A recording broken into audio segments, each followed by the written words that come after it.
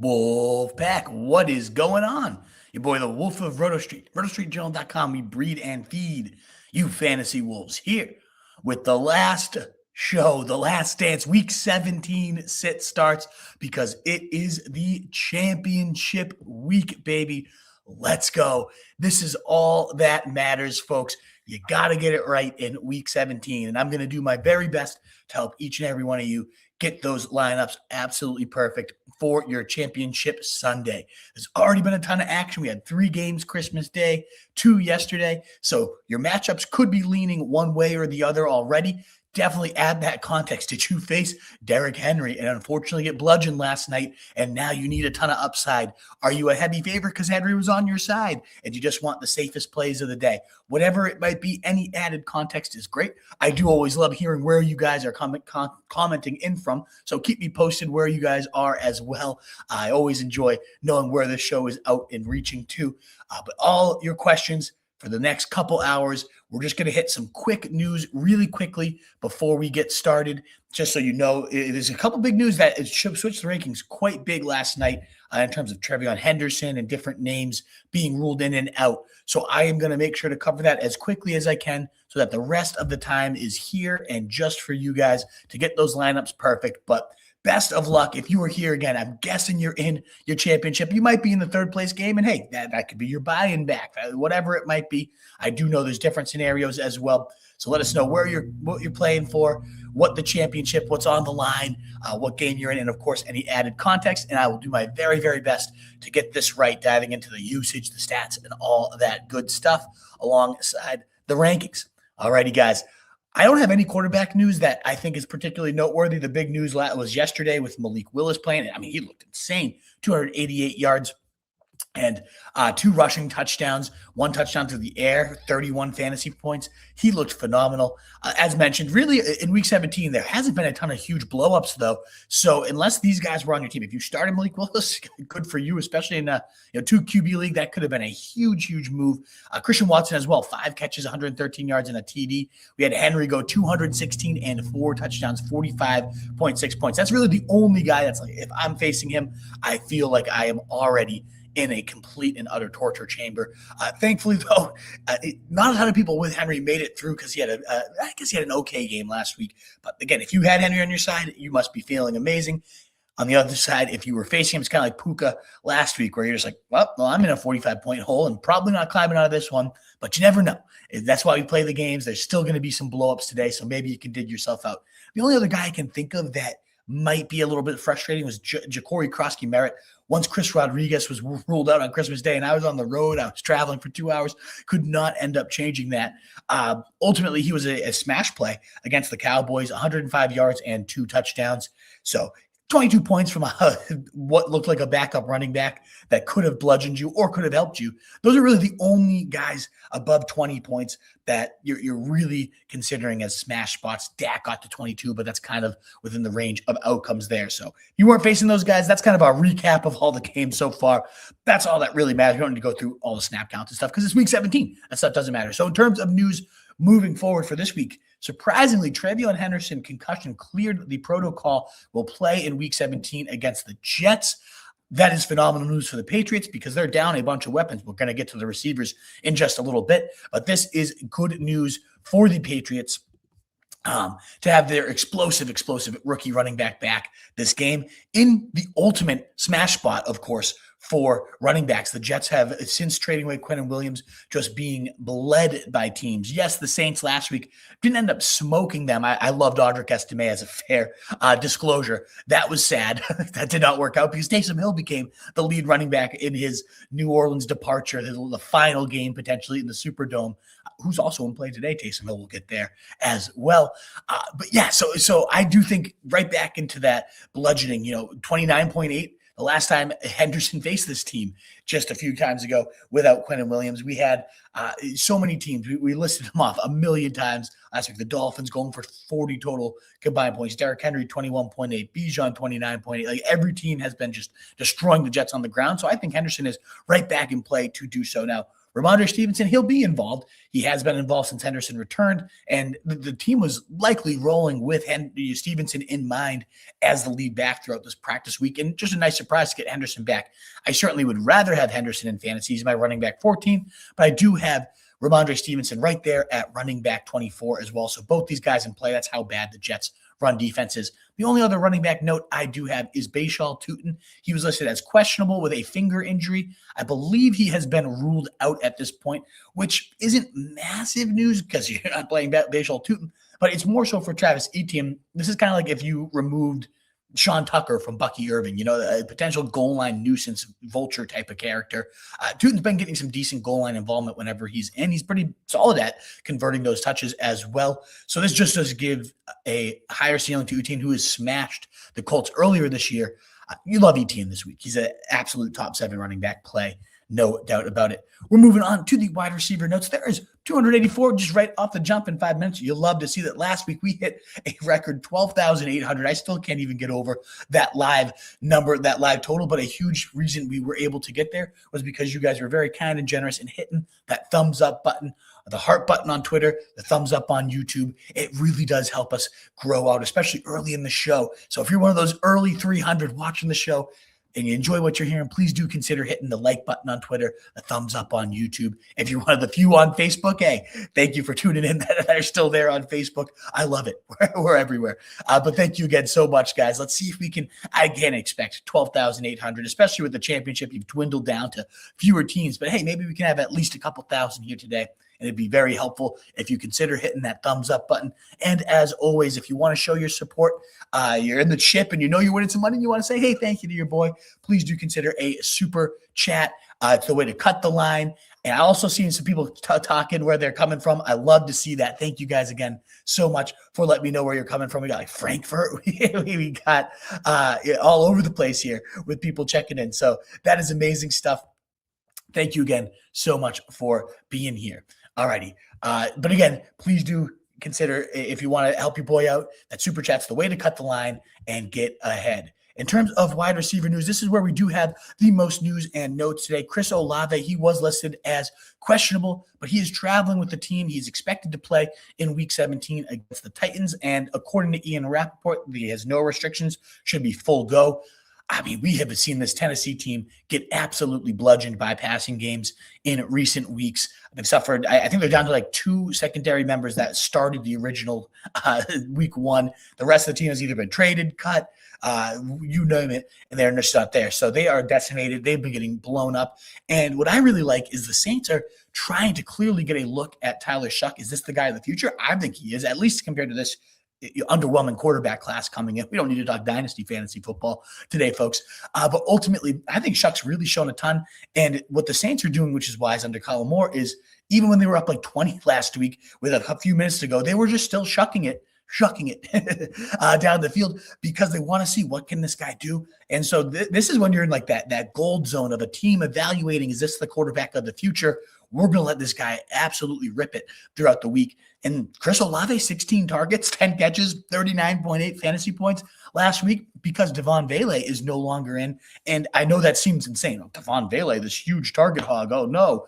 But he was really siphoning a good amount of looks, especially in the red zone from Olave. And you saw it last week when he was removed from the equation. I believe this was the first game we got without Vele in and with Tyler Shuck at quarterback. And Chris Olave went absolutely bananas. And that's now guaranteed to happen again, another 148 yards and 2 touchdowns.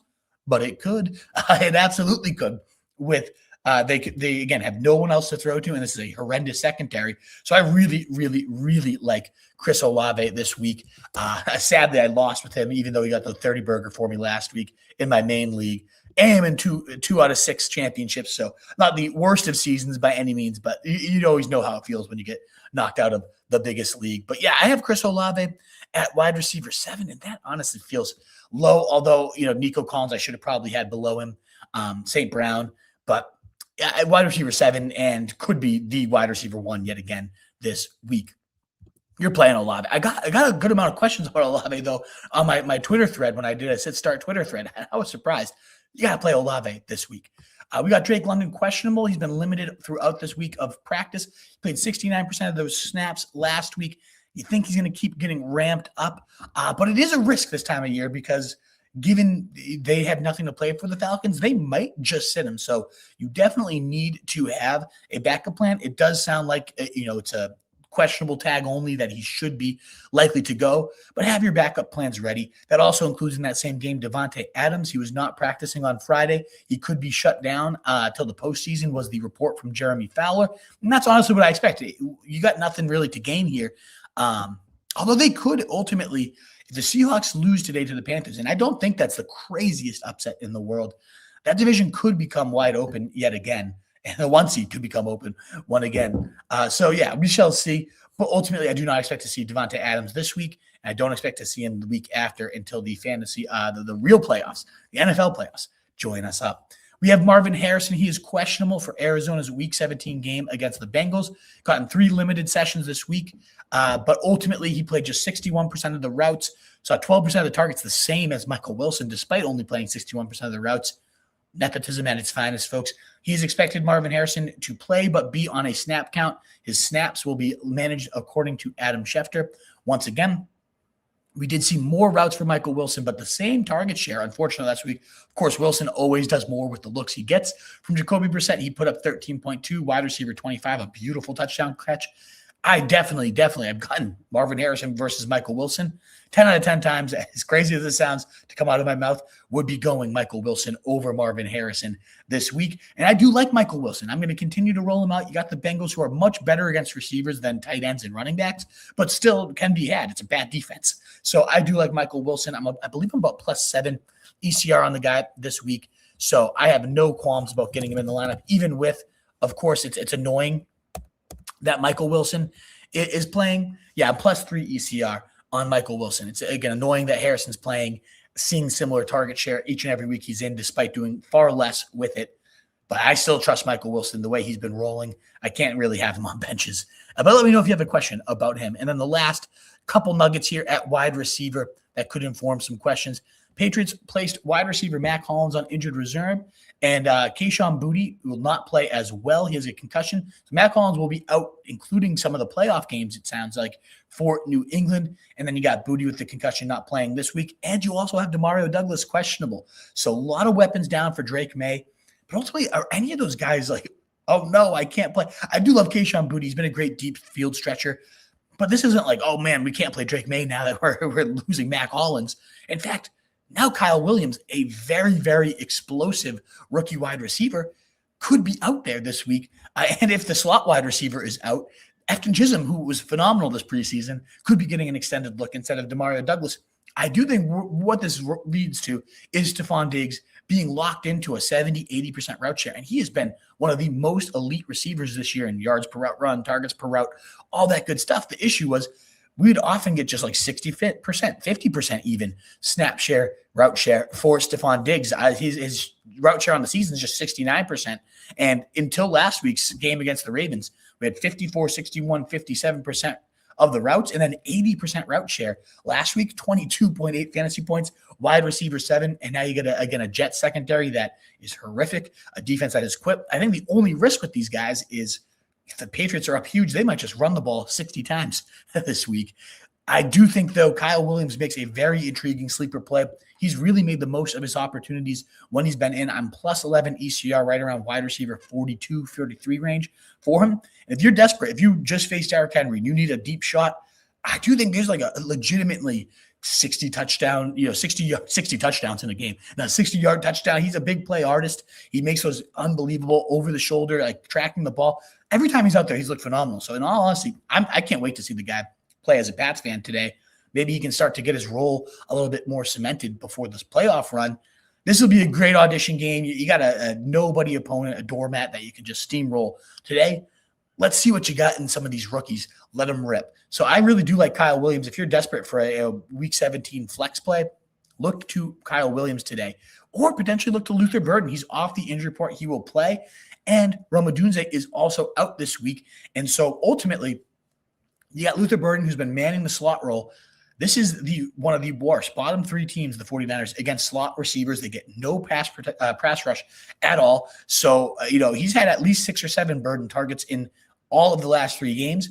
I think he could do a ton of damage tonight. I really, really in fact, like Burden even more than Kyle Williams, who I was just shouting out. He had that, again, Kyle Williams, 33-yard touchdown 2 weeks ago. The insane game go-ahead 37-yard score last week, a huge play. They really do trust this kid in key moments. But all that to say, like, Luther Burden can also stretch the field, but he's so deadly after the catch. Every time the ball's been in his hand, he has looked phenomenal. I believe he's like number 5 in yards per route run in the entire NFL right now. Elite metrics. And with no Odunze, the usage should be there. He's definitely Luther Burden in the flex radar as well. And wrapping this up for our news and then on to all of your questions. George Kittle, he's questionable to play. According to Ian Rappaport, Kittle, he did not practice all week, but he's going to test it pregame to see if he can go. Most players don't play if they don't practice all week, but Kittle is intent on testing out to see if he's got a shot. And they do have the number 1 seed potentially on the line. If they can win out, the 49ers will be the 1 seed. So it's not like they're unmotivated here and can just get this guy some rest, heal up for the playoffs. They really could use Kittle tonight. So ultimately, if you have Kittle, pick up Jake Tonjes, see how this plays out. Not that Tonjes is a 1-for-1 replacement, but ultimately, Tonjes played really, really well when Kittle was out. It's just a nice, lucrative role, that tight end in a Shanahan offense.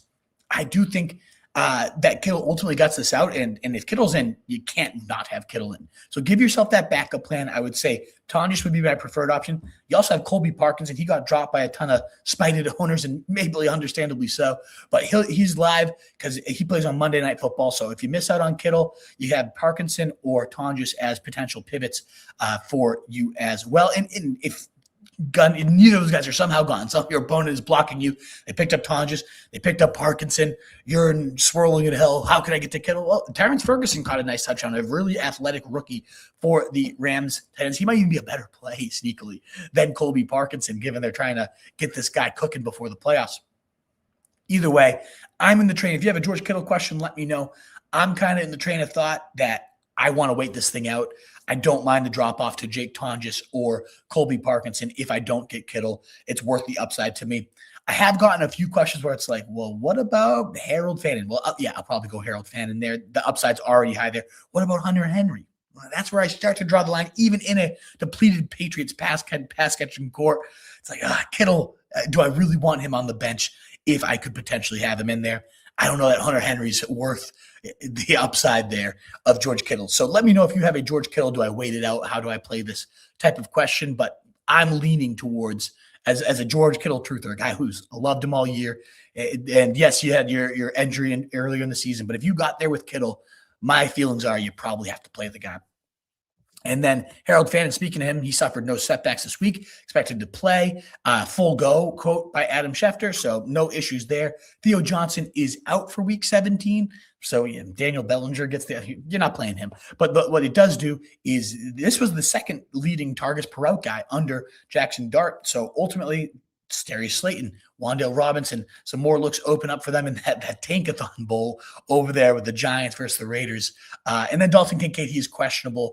So something just to note as well. We ultimately have just a couple defensive notes in that the Raiders head coach confirmed Max Crosby is being shut down for the season. A lot of trauma around that. He's disgruntled. He's not happy. There's rumblings he needs knee surgery. So I get why the team's doing it. One, you want to help your chances at getting that number 1 pick. And two, if the guy does need to get healthy, you got these meaningless games. I know he's been making a huge storm about it. He's posting videos of playing with his kids. And I get it. You're a competitor. You want to be out there with your team. You want to help them win. But if you help your team win by not being there for Max Crosby, I can think of worse things than getting paid like $3 million to sit on my couch today. That seems like a pretty good deal, Max. So we can swap places if you want. But yeah, I think Max Crosby, he's being shut down, and I know he's upset about it. I understand the competitive fire. Now his future's in question with Vegas. Come on over to New England. We'll take you gladly on our defensive line. That would be dangerous.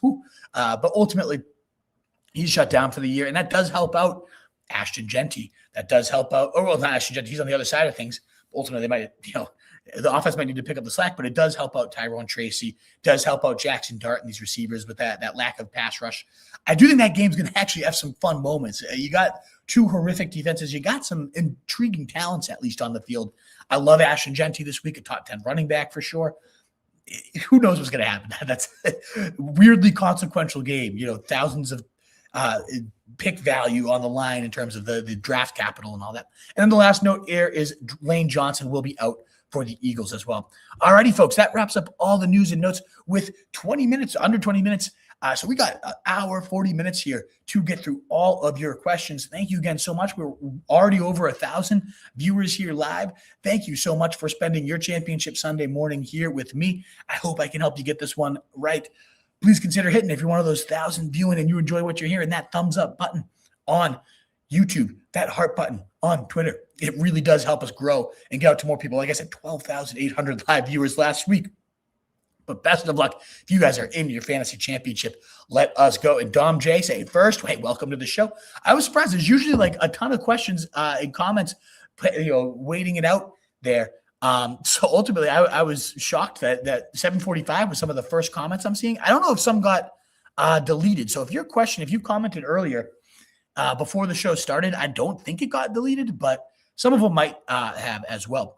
Alrighty, we have Jay1364 and doing it well, saying I'm from Scotland. I'd love to hear where you guys are from. Jay, you're oddly like not the. We have a handful. I know Fraser McDonald. We have a few OGs that have been coming from Scotland. I don't know how we got out there, but I'm so happy to have you here live for the show, Jay. And you've been so generous all year with your super chat. So thank you so much. And anybody else that wants to cut the line, support your boy, the super chat is the way to do it. If you're in your championship, you want to show a little love. If I helped you get there, by all means, it is so greatly appreciated, and you get to cut the line as well. We've had so many generous days with super chats this season. So thank you so much, Jay. I really, really appreciate this from you. So hi, bud, from Scotland. He has Kittle concerned. If he's active, he won't be productive. Have Tonjes and Hill as insurance. Gesicki, Parkinson also available. What to do? Thanks. Tough as a late game. Thanks. So, Jay, I was just covering this one. You might have missed it before you got on the show. But ultimately, I think you wait this one out for Kittle just because the upside is so great. I totally understand the concern too. What if he re-aggravates it? It puts up a dud for me. It's terrifying. But we're talking about a guy who had back-to-back 20-point days from your tight end slot. I mean, the only guy that can match that is Trey McBride at this point. So you give yourself an enormous edge if Kittle does end up playing, especially in the standard league too, where touchdowns are imperative. Kittle has massive, massive upside in those scenarios. The Bears secondary, not good at all. They're better against tight ends than they are wide receivers. I'm going to just pull up the exact metrics. They're very generous to wide receivers. And against tight ends, the Bears, I don't think it really matters. Ultimately, 17th, middle of the pack. It doesn't matter when you're talking about Kittle, though. It's just a completely different beast here. And you got some good insurance options. If you already have Tonjes, great. You can slide him in later. Because the guys you're listing here, okay, Taysom Hill, he's got some juice, no doubt about it. The leading ball carrier last week now faces a Tennessee defense that's a complete doormat. I like the Taysom Hill play. I do. But if you could tell me I have to play Taysom Hill or I could have a shot to potentially have George Kittle into my lineup, I'd rather have George Kittle in my lineup by 10,000 times. And I think, Tonjes without Kittle is right there with Taysom Hill as a play. So worst case, he's ruled out. Well, worst case is he plays, re-aggravates it, gets you 0. I understand that risk. It's terrifying, especially with your championship on the line. I think Kittle has the upside that's worth that risk because even now, if he's ruled out, you've really protected yourself. You have Tonjes. And I think Tonjes without Kittle, I'd probably have above Taysom Hill, who's your best option for these other guys. I don't see any reason.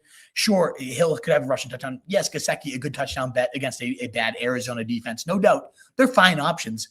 None of them can even sniff Kittle's jockstrap in that comparison. And they're all right around where I'd have Tonjes if Kittle was ruled out. So you have a nice backup plan with Tonjes. Parkinson's fine as well. I'd rather have Tonjes as a backup plan myself, though. So best of luck, Jay. But I say I play that out. I wait it out for George Kittle. It is worth that upside, in my opinion. Thank you again so much, Jay. You've been so generous throughout this year. And everybody else out there, a free way to support your boy is that thumbs up button. As we hit championship week, continue to help us get out to more people, that heart button and all that good stuff. And thank you, Campanelli, my moderator, let me know. Genty is expected to play, as there was some speculation they might shut him down, but nope, they will not be. Alrighty, Bulldog, kicking off the questions here with, should I start Blake Corum over Dowdle, half PPR? Very intriguing question. I've gotten a lot of Blake Corum questions because he's really cooked these last few weeks. And it seems that he has settled into a very, very clear role here with the Rams. You're going to get around 35, 40% of the snaps. You're probably going to get close to double-digit touches, and especially in the red zone, he's been very efficient. And all honesty, I think he looks better than Kyren Williams. But you got 14, 26, 13, and 13, exactly 13.1 in back-to-back weeks. Top 22 running back in all of those weeks as well. So I totally get why you're asking it. You're talking about two committee backs. I think I do ultimately go Corum here, given the production, and I'm going to make sure that that is reflected. I had him 28 and 29 with Dowdle ahead, but I do prefer Blake Corum. So I'm going to go Blake Corum over Rico Dowdle at this point. Yes, I would do it. I know you got the starter in Dowdle, nominal starter, but in a game where you could be chasing points, playing from behind for the Panthers, throwing more than expected, it might end up being more of a Chuba day. And that's really became, you're talking about two committee backs. I prefer the Rams offense. I trust them more. And you have that Monday Night Hope factor as well. So yeah, I'm going to go Corum Bulldog over Dowdle myself. Ross H was going good. Praying for you at W today. Let's go. I hope you get that win that you need. I hope you had a wonderful holiday as well, Ross. Thank you so much for your kind words. Should I start Kittle if he plays or Pitts? Oh, that is a brutal one, Ross. This might be one where I don't absorb the Kittle risk and ultimately just play. I'm going to bump Kittle because there are a handful of tight ends where it's like, all right, Harold Fannin, Kyle Pitts, George Kittle. Those are guys that could all get to 20 points. You got Trey McBride in tier of his own, of course. He's facing the Bengals, the best tight end season we've seen in maybe a decade versus the worst tight end defense we've seen in a decade. Trey McBride is the smash of all smashes. If you have him in your lineup today, anything less than 20 points would be a very big disappointment for Trey McBride. But then you now move down to who else could maybe get me 20 for my tight end spot. And to me, I view that as Harold Fannin versus the Pittsburgh defense, the second worst team, two tight ends. Kyle Pitts, solid, fine matchup against the Rams, tougher defense, but he's been really cooking these last few weeks, especially with Drake London still a little bit limited. And then, of course, George Kittle. I think with Kittle, he was my clear-cut number 2 tight end, lock him into his own tier. I think I will move him into that Fannin and Pitts tier, and probably, I would say this, Ross. You can play this one by ear because you got Kyle Pitts on Monday and George Kittle Sunday night. If you enter Sunday night, you're a favorite. You're cleaning up your matchup. You just want the safer option. Kyle Pitts is far and away safer because the risk with Kittle is, we talked about with that super chat with Jay, he ends up flaring up and then ultimately gets you 0. And all you needed was a point, and Kittle, he tests it out. He feels good, but then he takes one bad hit and he's out on the sidelines. That's the absolute risk there. And that's where you got to balance that risk reward. If you are down big, though, you're an underdog, you face Derrick Henry, the day doesn't go good for you. I do think George Kittle, nobody matches other than Trey McBride, that 25-plus point ceiling. And so you play this one by ear, Ross. You see how the day goes. But if you're the favorite or it's a 50-50 battle, I probably do roll Kyle Pitts at that point.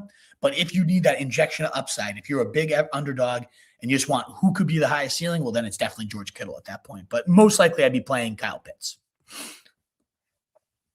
Which wide receiver should I start? Diggs, Evans, or Tet? Oh, all great options. I probably keep rolling out Evans, though. He's really just looked like Mike Evans, and Mike Evans is always a great bet for 100 yards and a touchdown any given week. I really do like Diggs. He's pushing it. Now when you have all these guys removed, and again, every time this guy has played more than 60% of the snaps, we've seen him just absolutely thrive. So I love Diggs. The efficiency's been there. The matchup is not scary at all. I believe against the Jets earlier this year, he had a massive game as well when he played.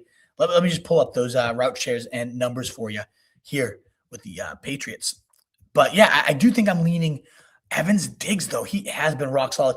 So against the Jets, he did have 19.5 and wide receiver 9 for the week. And then last week, 80% of the routes, and I don't see any world where he can't have that this week because they're so banged up. 22.8 and wide receiver 7.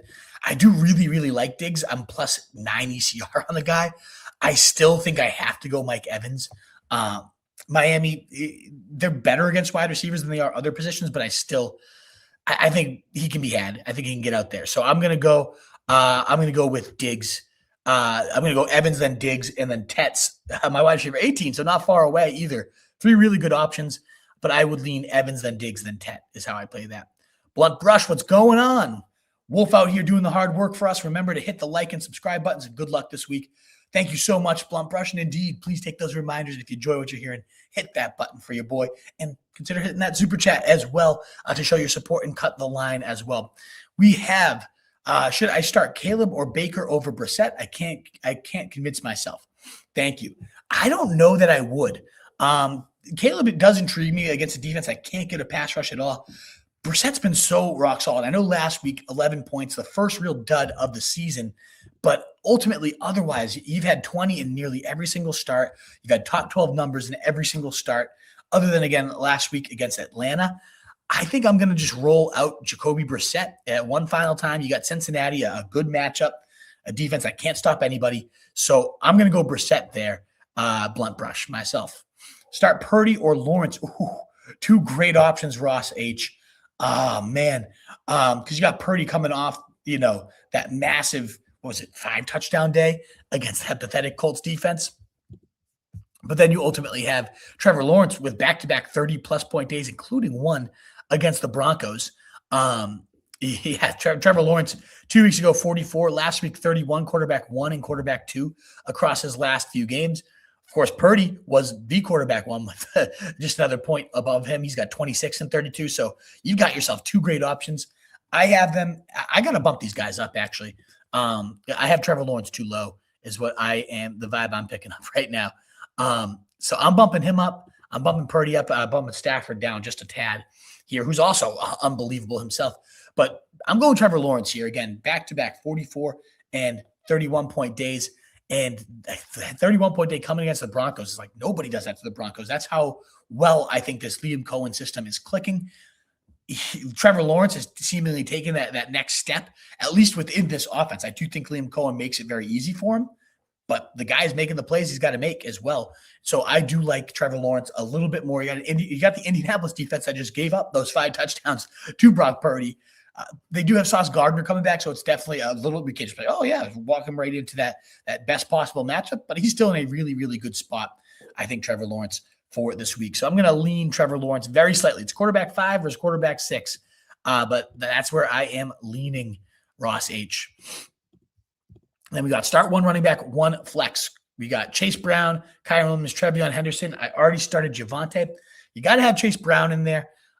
Top 4 matchup for a running back that just had 32 points. I know Samaje has been annoying. Still doesn't really matter. Brown's catching a ton. He's scoring in the red zone. Love all that good stuff. So I'm going to go with Chase Brown. And then Kyron Williams versus Treveyon is very, very tough because you got Treveyon in the best possible matchup for running backs, but also coming off a concussion, a game they don't probably need to feature him. I had to look, Ross. I have Kyron running back 13 and Treveyon running back 14. I feel just a tad safer with Kyron. I do think Treveyon brings the higher ceiling, far more of the explosive player, can rip a 60-yard touchdown anywhere. It's just a matter of will they fully need him, or is this one where you can kind of split the backfield work or even give a little bit more to Rhamondre because you're facing such a doormat defense? Very tough call, but I would go with Kyron, and I'd go with Chase Brown for this one. What a stacked roster you got there.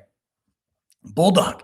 Also, I have Kittle, Waller, Tonjes for tight ends. Should I wait for Kittle or just go with Waller? I would lean. I would go with Kittle here. I would wait this one out because you got Waller with Ewers. What it was like 5 points last week. Nothing special there. It's not like if you had again like a Fannin or a Kyle Pitts, these guys that could potentially hit 20 points, even Goddard maybe, fine. If you don't want to take the risk, you don't want to take the risk. But you've already protected yourself because you have Tonjes. So Tonjes without Kittle, as good as Waller, if not a better play than Waller this week in my eyes. And so you've given yourself that nice security blanket. I think you waited out for Kittle. I don't bother with Waller on that one. Strange or Hill. I'm going to go with Brenton Strange, the Indianapolis defense. Very, very generous. A top 6 matchup for tight ends. Brenton Strange has just been a touchdown machine since returning to the lineup. And Trevor Lawrence is just cooking with gas right now. So I do like Brenton Strange there. I think Taysom Hill's in a great spot as well with this Tyler Shuck offense cooking as a lead ball carrier now for them. But even still, I think Brenton Strange is a little bit safer. You could just see Taysom Hill just disappear today. and well, there he goes. Frankfurt checking in. There we go. Dom J, thanks for letting me know. And we got checking in from OKC. Thunder fan out there, I'm guessing, Tyler Thurman. Great stuff. Thank you guys so much for letting me know where you're coming from. Everybody else, let me know where you're commenting in. We're almost up to 2,000 live in the first 30 minutes. Hey, stranger things have happened. 12,800. Let's see if we can get to some crazy numbers yet again. That thumbs up button is so greatly helpful. I'd like to hear your analysis on Michael Carter or Blake Corum for RDN. Best of luck, RDN. Very tough call here. I do lean slightly to Michael Carter. If I'm not mistaken, I'm going to pull up the snap share here for them. But I remember him siphoning nearly all the touches, all the work last week. And now you got a Bengals team, which is the best possible matchup for running backs. Yes, it is an absolute joke of a defense there. Number one in points allowed to running backs. So Michael Carter last week, it ended up being more of a split than you'd want to see, huh? I didn't expect that.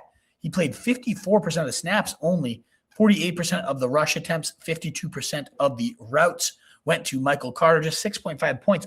I thought he dominated the workload a little bit more with Donovan Knight, but we did have 30% of the snaps, 22% of the rushes, and 30% of the routes going to Amari DeMarcado. So it was this Corey Kiner creature. Yeah, he stepped in for 26% of the routes or the rush attempts. That's really annoying that a third random creature has emerged in this backfield. I still, gun to my head, am leaning Michael Carter, but I am going to bump him a little bit lower than I had him in the rankings. Like he was like a no-brainer top 20 running back for me. I'd probably rather play Tyrone Tracy. I'd certainly rather play Ken Walker, Tony Pollard. I'm going to bump him down to running back 24, still ahead of Blake Corum, but now in that Blake Corum tier. Corum obviously benefits from being in the far better offense and seeing significant red zone work. So you have a better touchdown bet, I'd say, with Blake Corum. But Michael Carter, lead feature back against Cincinnati. That's like a situation where you set it, you forget it. You don't mess with it. When you're facing the Bengals, they are so bad as a run defense. So I'm going to stick with Michael Carter here. He did drop a couple spots in the rankings to running back 24 now, but still ahead of Blake Corum, who, again, is only playing about 30% of the snaps each week. If he doesn't get that touchdown, you're looking at a couple bad weeks, but he scored in 4 straight. So, tough balancing act there. But I'm going to go Michael Carter, featured back against the Bengals. Raffy D, flex plus running back help. Henderson, Tracy Jr., Michael Carter, Pollard, Michael Wilson, and also have Tajay Spears. This is a very tough one, but I got to first lock in Treveyon Henderson, getting 29 points against this defense last time out, looking so explosive. I know there was no Rhamondre there, so it's a little bit of a cap ceiling, it would seem. But I got to go Treveyon Henderson there. And then flex is very tough here. It comes down to Michael Carter versus Michael Wilson. I'm going to go down to the two Michaels here.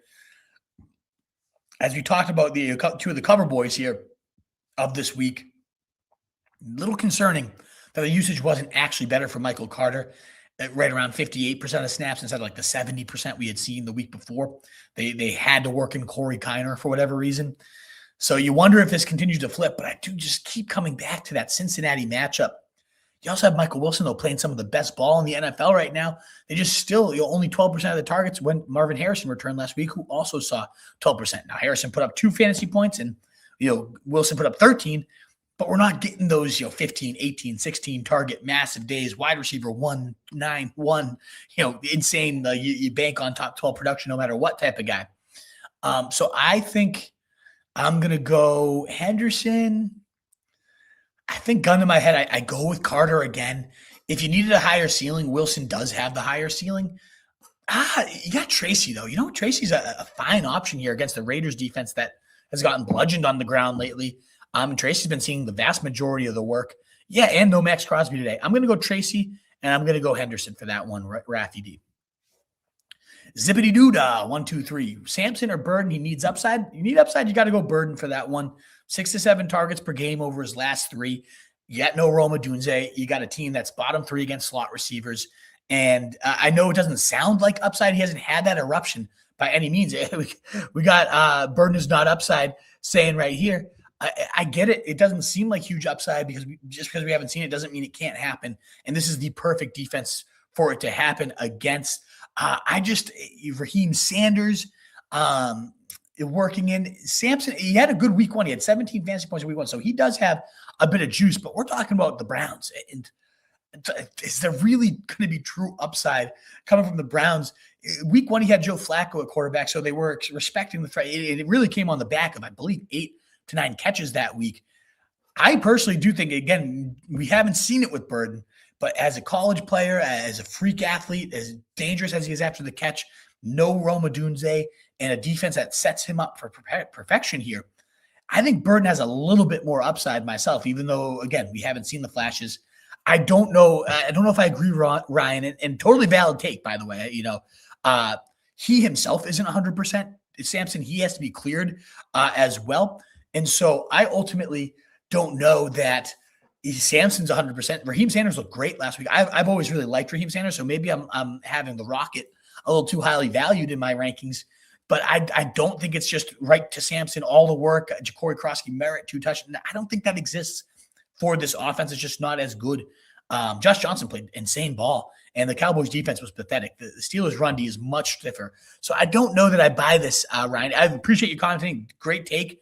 To have my take's not quite the same. I don't think Sampson is the home run slam dunk play that you think he is. I have him on my team. I have him on my bench right now. I might work him in to the lineup. You're giving me a little more food for thought here to consider, but I just don't think Sampson has quite that amount of juice there.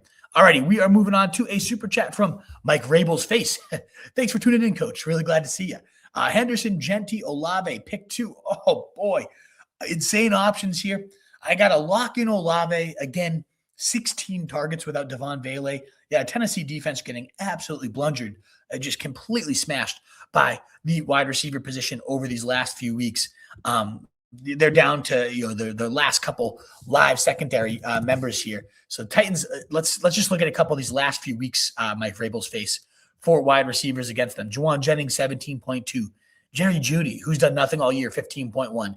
18.3 for Jacoby Myers, 33.1 for Jackson Smith-Njigba, 19.7 for Nico Collins. These are all in a row. I'm not like picking, cherry picking the best of stats. 19.5 Michael Pittman.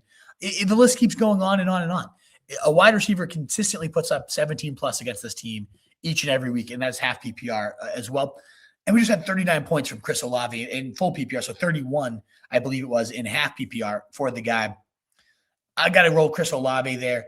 Genty versus Henderson's tricky, but I got to go Genty, a little bit more guaranteed to be that true featured back. You got, Raheem Mostert potentially questionable for the game. He's coming off a 30-point day himself against one of the toughest run defenses in the league, Ashton Genty.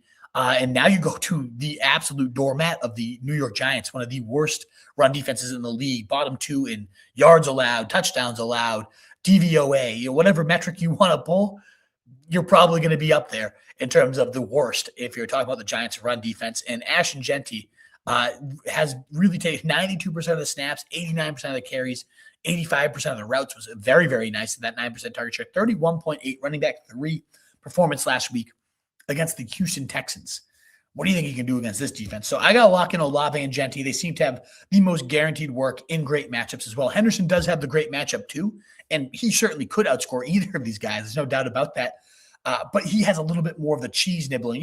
Coach Rabel, if you want to give him every single carry, fine. Then it's Treveyon Henderson. But that Rhamondre Stevenson is going to be involved, especially with Henderson becoming late in the week. Saturday, he gets activated. So all week they've been practicing with Rhamondre Stevenson as the guy. That doesn't mean you can't work in Henderson at all. He's going to certainly get his work. I have him higher than Rhamondre Stevenson, but we're not comparing to Rhamondre Stevenson. We're comparing to Genty and Olave, who both had over 30 points last week and are set up to do that exact thing yet again in Week 17. Thank you so much, Coach Vrabel, for your support of the show. I greatly appreciate it. Glad you're tuning in because I'm a big fan of yours from the Pats. But thank you so much again for those super chats. If you do want to cut the line, you guys are very generous. It is so greatly appreciated. But a freeway at 2,400-ish right now. We're climbing. 2,500 live. Love to see it. Thank you so much. Best of luck in your fantasy championships, folks. I really appreciate it and having you guys all here. So Ryan was commenting. He's helping people out. We'll get to some of that stuff. Trevor Lawrence, Purdy, or Brissett. Again, another tough one. And this one, I definitely you got my actual quarterback 5, 6, 7 in an exact row, but I do have Lawrence and Purdy a tier above Brissett myself. And I am going with, I am going, I keep wanting to flip-flop between Purdy and Lawrence, but I just think, again, the guy has 44, 31 points, 31 coming against the Broncos defense, and now you get the Colts defense, who Purdy just lit up himself. Yes, they have Sauce Gardner coming back, so that does make it a different matchup than what we just saw, but Lawrence is cooking right now. I do think Purdy might be a little safer, but this Liam Cohen offense just continues to take step after step, continuing to gel, and Trevor Lawrence looks great in the system. So I'm going to go with Trevor Lawrence on this one and play him slightly over Purdy. Again, I love these guys. You really can't go wrong. I love them all. It sounds like Ryan, he goes Purdy, and he doesn't even hand the ball. Yeah, I know. It's crazy. Literally throws it to everyone, spreads that thing around the field. It's true. But yeah, great points. And Ryan, keep commenting. I love all the insight in way you're helping out people and giving me food for thought. Good stuff. Eric Cho, safer floor, bigger boom. DJ Moore or T Mac? I mean, they're both kind of boom bust guys. I do think I like McMillan a little bit more, now that Burden's back. Not that that's going to immediately take over DJ Moore, but he had been seeing more looks for a couple of weeks here, Eric Cho. Whereas you got 19.3 from Tet last week, wide receiver 14, 34% target share, a game where they're probably going to need to throw. It's a tough matchup against the Seahawks, though, so that makes it a little riskier. And you had, you had that 19-point day last week, about 4.5, 11 point. He's been solid, though. You got 11 or more in 5 of the last 6 games from Tet. And the target share is where that floor comes in. So safer floor, I'd say, is McMillan, 43, 33, 38, 24, 28% target share. Then he had that 11%, 19% where he didn't look fully healthy, but he looked back and ready to go last week. I thought it was a different Tet McMillan than that kind of those dud couple weeks. I lean Tet McMillan here. DJ Moore does probably have a little bit more boom just because the offense is a little bit more boom to it. And you got a 49ers team, like we talked about with Burden. They get no pass rush. They can certainly kick more into the slot where they really struggle at times. And Moore, you're coming off 22 and 21 in his last 2 games, wide receiver 7, wide receiver 8.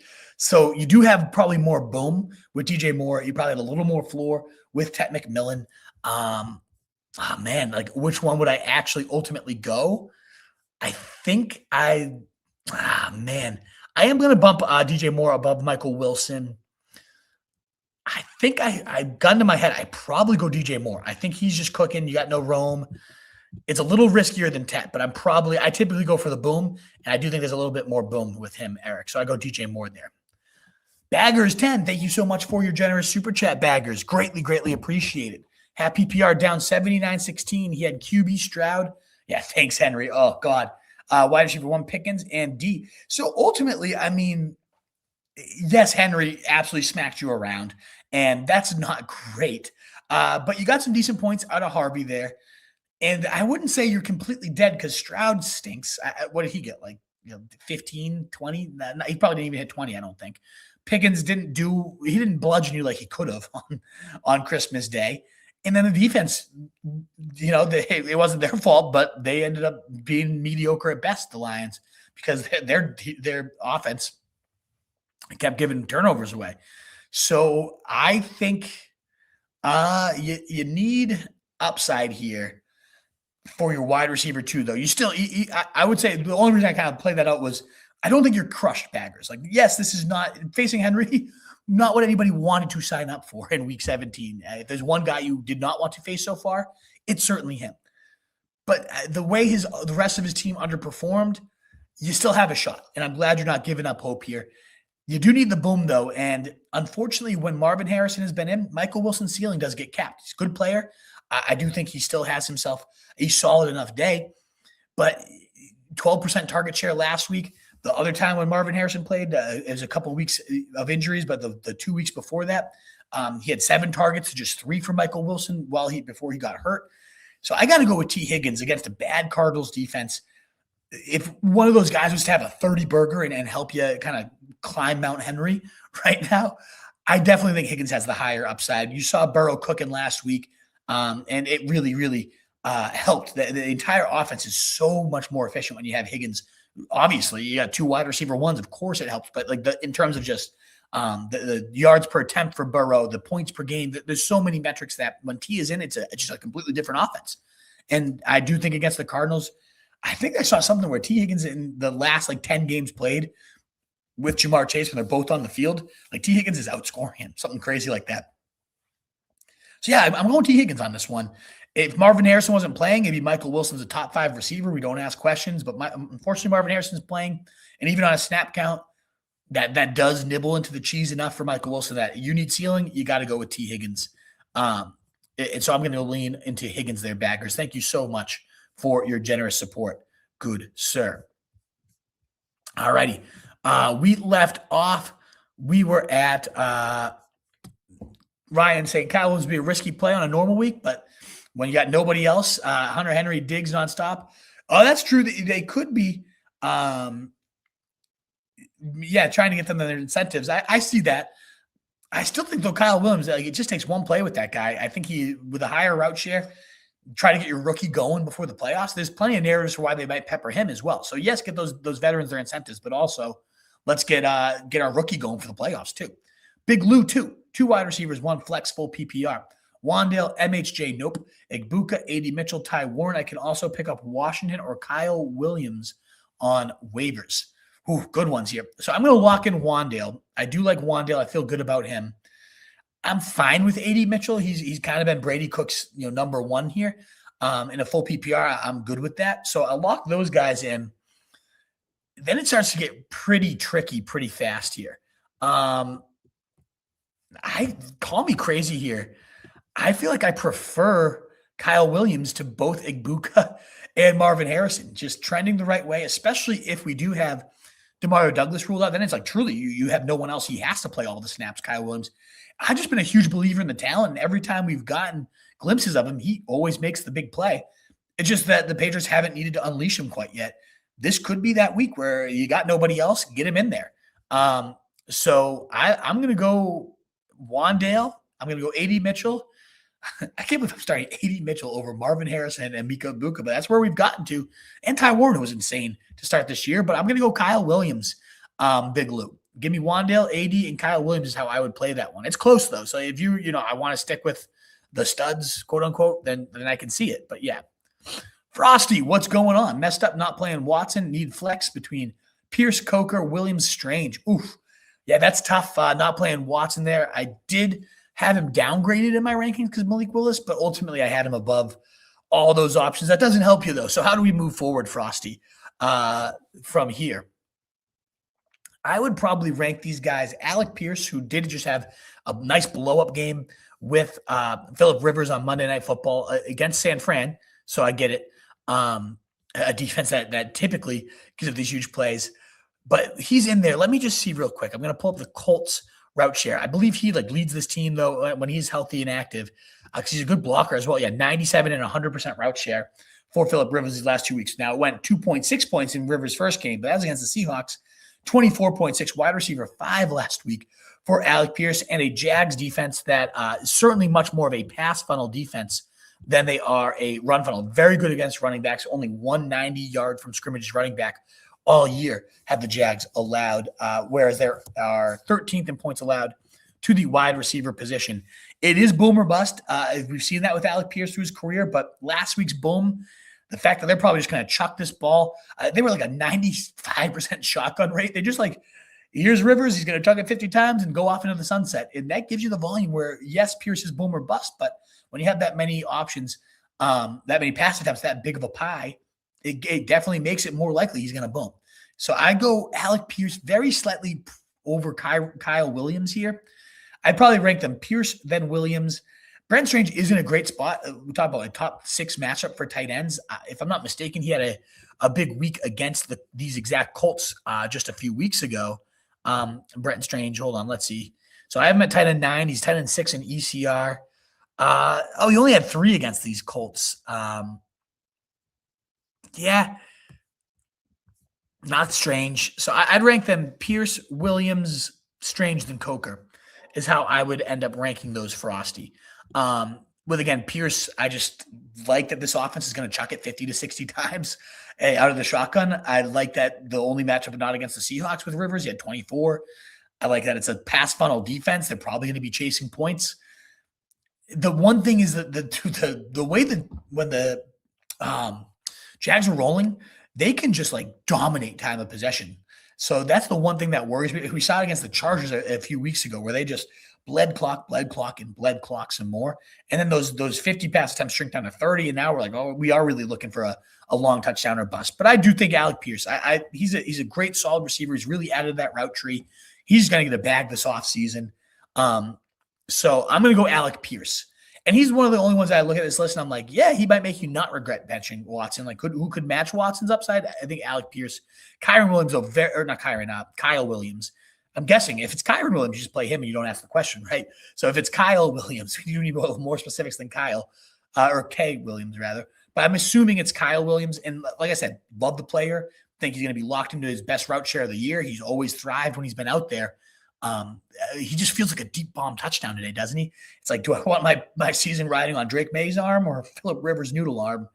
And now you're starting like, okay, maybe I do want Kyle Williams, but I just feel like Pierce, you're getting all the routes. You're getting a solid target share. It's a good matchup here. I'm going to go with Alec Pierce, very slightly over Kyle Williams, Frosty. Those would be the two I would limit this one down to, though, for you. Thank you again so much for your super chat. Very generous of you. Good, sir. We just had Big Lou, so we are with Spencer. We got 3,100 of you here. Thank you so much. We're not even the first hour in. You love to see it, guys. Really appreciate you spending your Sunday morning with me. Please do consider hitting that thumbs up button on YouTube, the heart button on Twitter, and, of course, check out rotostreetjournal.com where these rankings, I update them throughout the show. I've already made a couple moves because I bumped Blake Corum over Rico Dowdle. If I'm going to say to start him, I got to make sure my rankings reflect it. That's why I love this show, because you guys give me that feedback. That ultimately helps me make the decisions. Yeah, I can study the stats and the snap counts and everything, but then as soon as like push comes to shove, who do I actually put in my lineup as well? That's crucial to my ranking process. So you guys are so helpful. Love being here with you guys and helping you sit through the rankings because it helps me out too. So thank you again so much for being here. Please do consider hitting that thumbs up button. And thank you so much to the 4 super chats so far. Really appreciate your generosity this time of year. It goes the extra mile and it's really appreciated. So thank you guys again.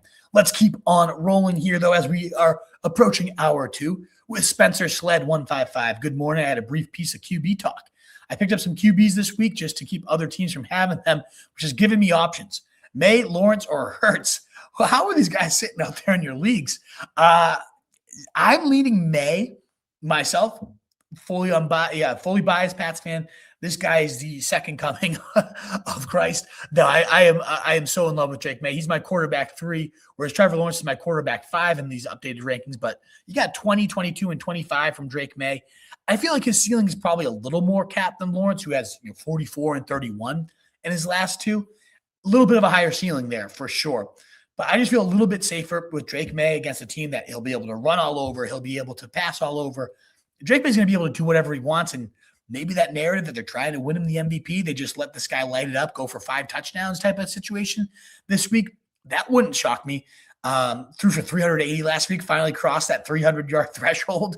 Love to see it. I'm going to lean into Drake May slightly. Now, if you're leaning T-Law, that's where your gut's saying it. Again, you have all the evidence in the world. 44 and 31 points. This Liam Cohen offense is cooking. You now get a Indianapolis defense that just gave up 5 touchdowns to Brock Purdy.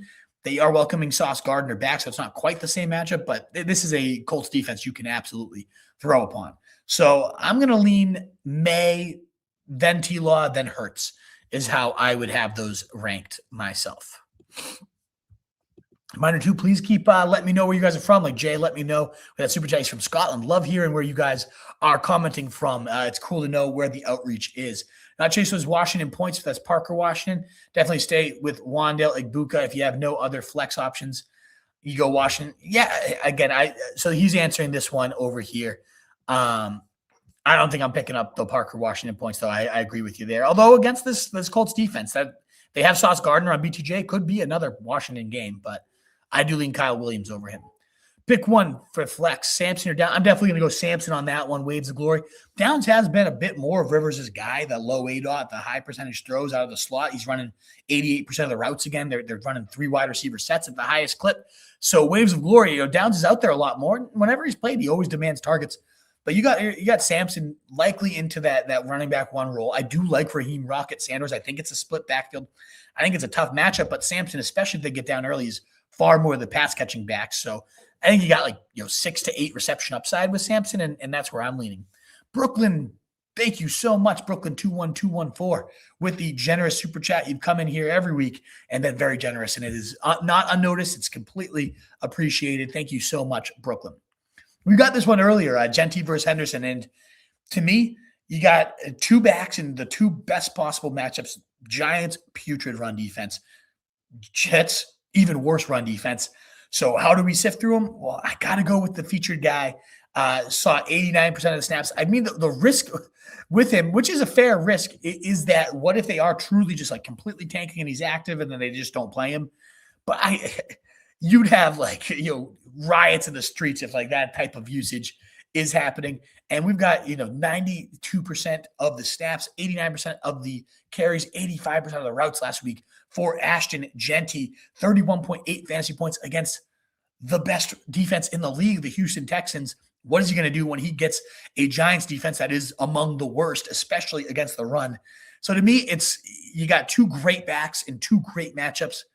You got to then boil that down to volume, and Genty's the one that's going to see 70 to 90% of his team's workload, and I think he's going to absolutely destroy the Giants today. We could be talking about back-to-back 30-point days is my guess for Ashton Genty, where Henderson does have 30. He had 29.8 against this team last time, but he also didn't have Rhamondre Stevenson nibbling his cheese, and I think there's just a little bit more risk of a committee with Henderson certainly coming in late. Saturday activation, you got Rhamondre working with the team as the one all week. So a little bit more of a committee risk for Henderson, a little bit safer workload for two, again, very explosive backs and two great matchups. You certainly, the feather for Henderson is you're in a much better offense, but I just don't think the quality of offense is going to matter in this bad of matchups. These guys are just too talented and too bad of defenses for them not to succeed. And I think Genty just has that higher ceiling because of the volume there. So I'm going to roll with Genty on this one. I heard one stat on him too, where it's if he has 1 yard before contact, so essentially the blocking lets him get past the line of scrimmage, he's averaging, what was it? I got to find the stat again. It was absolutely insane. It was, hold on, it was on the School of Scott podcast. I remember that. And so I'm just going to pull up the transcript because it was just such a crazy, yeah. And it makes sense. So much of his issues, Genty, has been the fact that he's been getting hit behind the line of scrimmage. So here we go. Up against the Giants, averages over 18 expected fantasy points per game in the two games they've won. So that's nice. 18 over expected to, not just 18 points, over expected. So he's at 3.4 yards after contact per attempt when he does not get hit at the line of scrimmage, and would be on pace for nearly 30 fantasy points on those plays. Second best in the league, best at missed tackles. So a lot of people, is Genty even that good? I think all that's to illustrate, when he does not get hit by the line of scrimmage, he is doing phenomenal things. You're going Ashton Genty, in my opinion. And then you got Pitt, Jacksonville, or Saints defense. I feel like that one, I boiled down to Pittsburgh versus Saints. I feel like we've gotten a little bit more fight, Brooklyn, out of this Cam Ward offense. They seemed not to be clicking. Certainly not a juggernaut that we're worried about. But they've been fighting back a little bit. Whereas Pittsburgh, Shedeur Sanders, he holds onto that ball so long. And he has a little juice himself at times, sure. But to me, Pittsburgh is just going to rack up the sacks, rack up the turnovers. I think Pittsburgh's the play, especially if those conditions are a little wet today. So I'm going to go with Pittsburgh. And then Rico versus Monungai. Again, two committee backs. Both been quite efficient with their work, but Rico's trending the wrong way. Monungai's kind of trending the right way. I have him running back 29 and 30. I think I go – the Seahawks run D has been very, very stout against hold on, let me see where fourth fewest points allowed, two backs, whereas the 49ers are 18th. So middle of the road for the Niners. This one just comes down to matchup for two committee backs. And Monungai, I have to start him myself. Started him last week, 10 points. I mean, that guy runs with a head of steam, an absolute bulldozer. I'm going to go with Monungai, I think, on this one. So I'm flipping. Rico's fallen a couple spots in the rankings today. But now he's below Corum, and 9 carries, 29 yards last week, and now he gets a much tougher matchup. I think I can avoid that one. I'm going to go with Monungai. I'm going to go with the Pittsburgh defense, and I'm going to go with Genty for you, Brooklyn. Thank you again so much for your very generous super chat, bud. $10. Very, very kind and generous of you. All righty. We left off. We were with Spencer Sled. We had not chasing those points. We had Sampson versus Downs. I also worry that Rico could be a victim of it. Yep, I also worry about that as well. Need points. Have Jacobs, Hill, or Strange. Oh, so you're saying you had Jacobs, and now you need some points. Yeah, freaking Jacobs. Brutal. Been great all year. One of the most dependable guys you can ask for. And this is what happens when it's all on the line here, Emil. I would lean, I think if you need the points, you need the upside, and you probably know which way this goes. I think you go Taysom Hill. You got the guy that led this team in carries last week, facing a Tennessee run defense that's not good at all. Yeah, maybe his last few games of his career, at least with the Saints. You saw it last week when he threw that bomb touchdown to Olave. They're trying to kind of send this guy off to the sun with some real gusto here. I think Taysom Hill, I have Strange a little bit higher, but you're getting, on his best day, you're getting 12 to 15. On Hill's best day, you do have 25, 30-point upside. You really do. Anybody like snickers at that? It's like it's happened before many times. So I'm going to go with Taysom Hill. He's the one that has, if you need like that 2-touchdown upside, which it sounds like you do, Hill certainly has more of that because you can get throwing, you can get 2 running, you can get him going in so many ways. So I'm going to go Taysom Hill with a little more upside. I think I'm going to bump him up the rankings a bit. Like I think part of it, Emil, was it's like how high do we go? Because I do think that they were trying to like his last game at the Superdome, let's showcase him one final time. But like I don't know. Like I'm bumping him up. I'm bumping him over Loveland. I'm bumping him over Ty Warren. It's just final couple games here. It's riskier, but so much upside there for Taysom Hill, and that's what you need. So you got to roll with it, in my opinion. Bulldog, what's going on?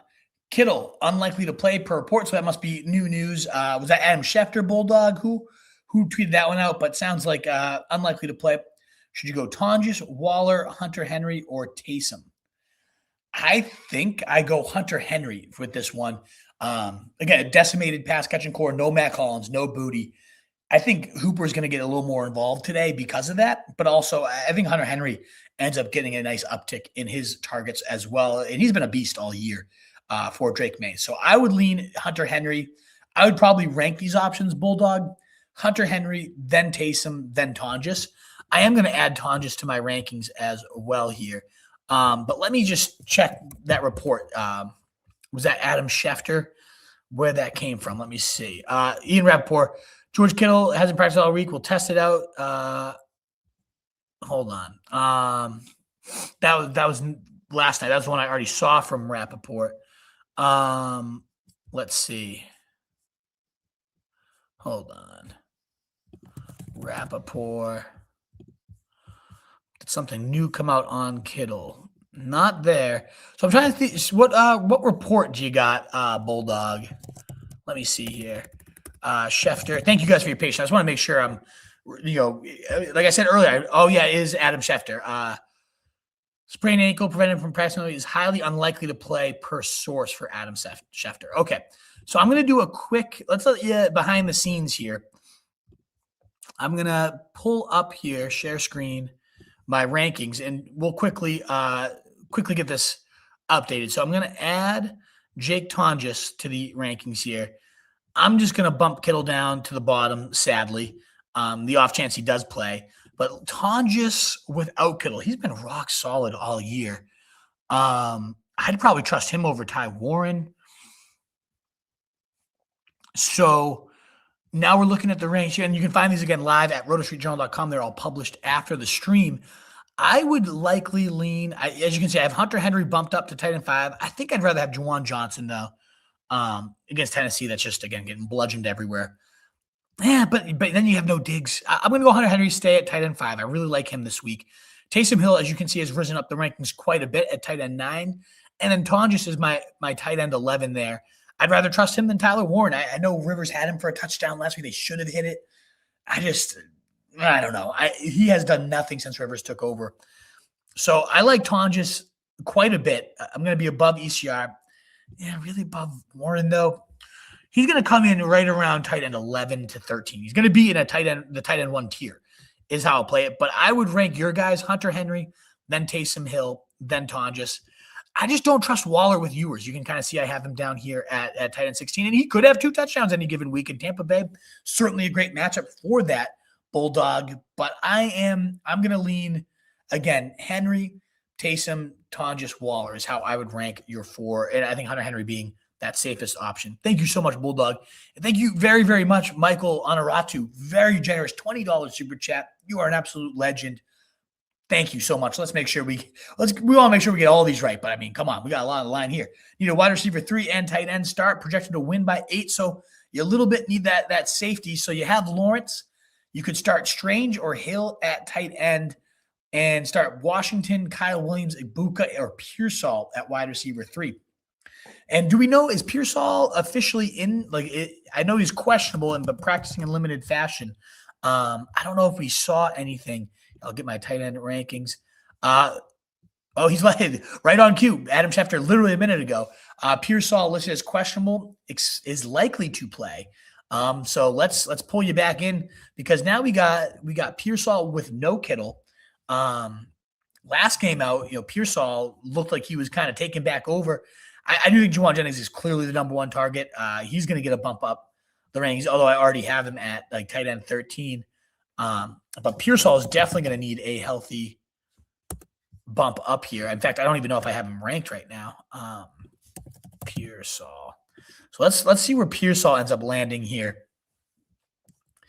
Because I think I might end up liking him more than all of these options. But Michael, what your question is really boiling down to is you're facing Trevor Lawrence. This guy has been going absolutely nuclear the past 2 weeks. You're expected to win by 8. So do you play this safe by putting in Brenton Strange, by putting in Parker Washington, in limiting how much damage Trevor Lawrence can do to you? Or do you play it the opposite way and you say, okay, maybe Trevor Lawrence stinks and I just get some high upside elsewhere? I would probably – it's very, very tough. I think, Strange is safer in your shoes, especially because I have Kittle, so I better get on this. Hold on. I'll just play somebody else. Tonjes, I saw an alert that Tonjes got picked up by my opponent. Oops. I should have been on that one.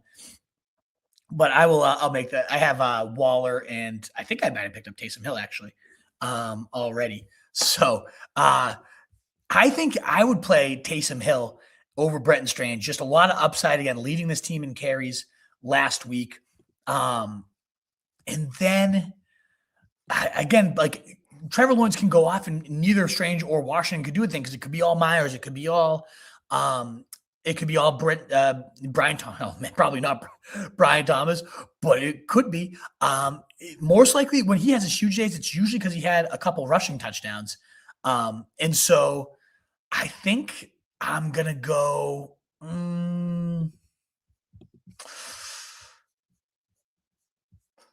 This is a really tough one. I probably go. Let's see where Pearsall. I kind of want to go Pearsall now that these guys are all out. Pearsall bump up.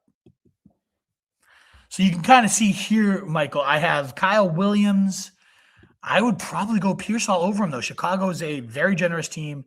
2 wide receivers. They are, I believe, a top 10 matchup. Hold on, let me get back to the points against screen here. Team matchups. So we've got Bears. Yeah, 4th most points allowed to wide receivers. Now you remove George Kittle from this offense. You got yourself a good matchup, a wide receiver that should see a very healthy target share. And last game out, Ricky Pearsall, he led the team with 96 yards, 7 targets, 6 catches. Yeah. I guess though, but you need safety. So it's is Pearsall actually safe? I think so. I think I'm going to go Taysom Hill and Ricky Pearsall for this one. I would rank the options for wide receiver. I would go Pearsall.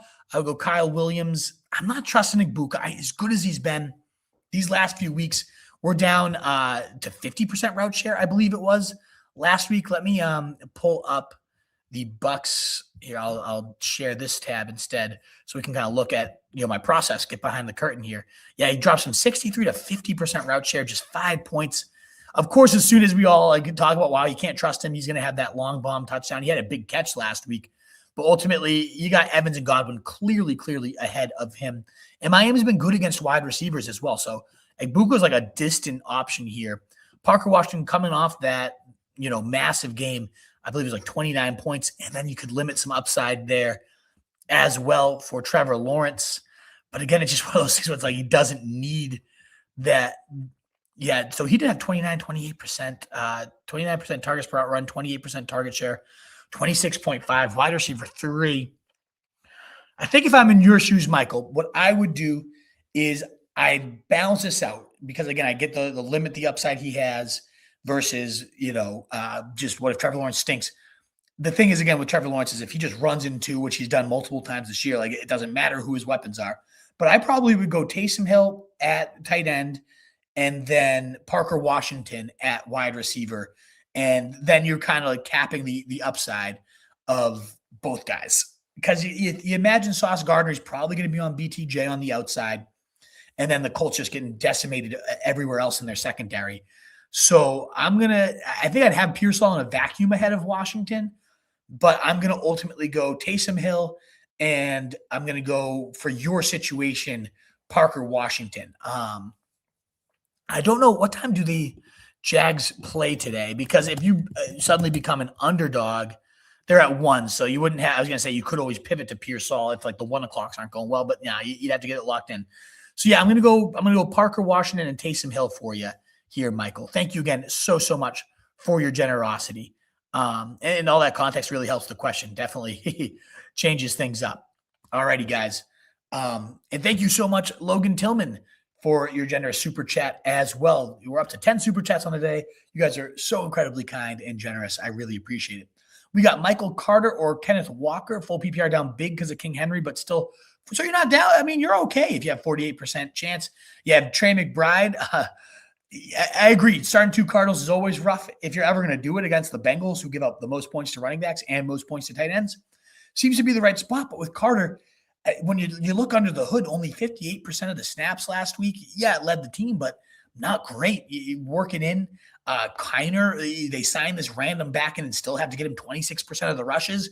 You still have DeMarcado stealing the receiving work. It just kind of, not what I like there.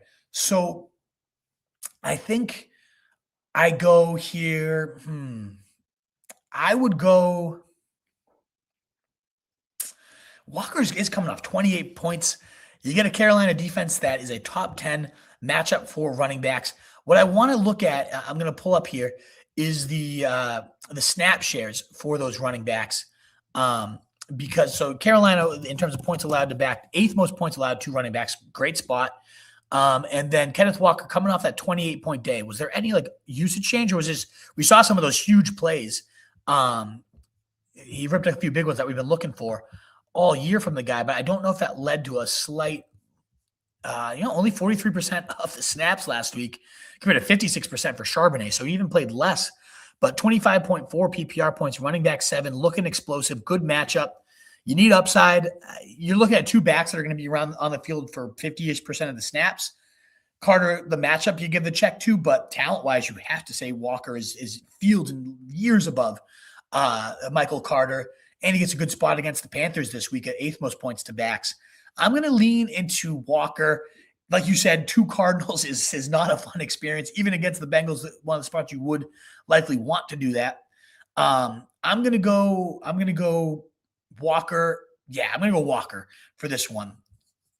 If Carter was coming off the 75% snap share, 70% of the rush share like he was the week before, sure, but the fact that they were that interested in working in this nobody over him, yeah, I got to go with Walker. Michael, thank you so much. Very generous of you to not only super chat $20, but then I follow up $5. Very kind and generous of you, good sir. It is very, very appreciated, Michael. You had Purdy. Oh, so that does add some context. Do I stack Purdy with Pearsall or Tonjes?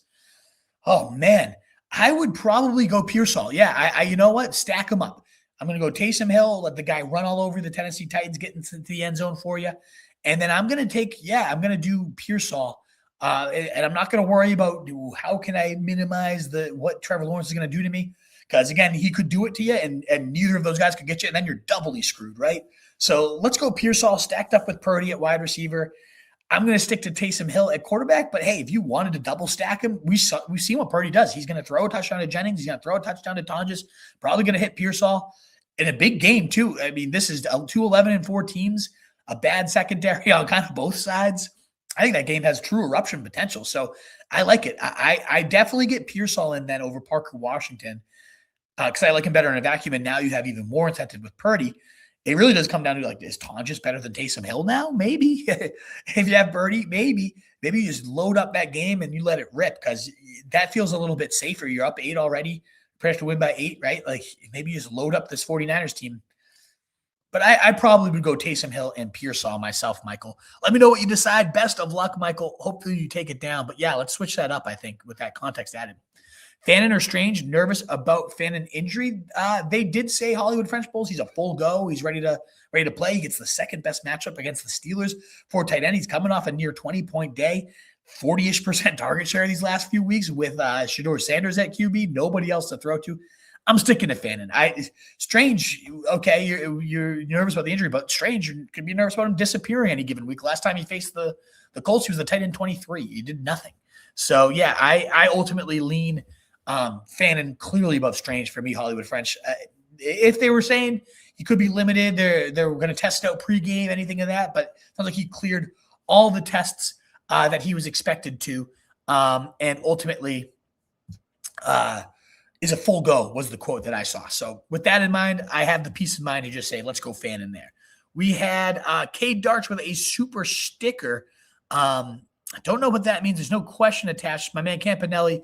So Cade Darts 1. If you want to add your question, it came in around 9:21. My man Campanelli will be looking in the mod seat for a question attached to your super sticker.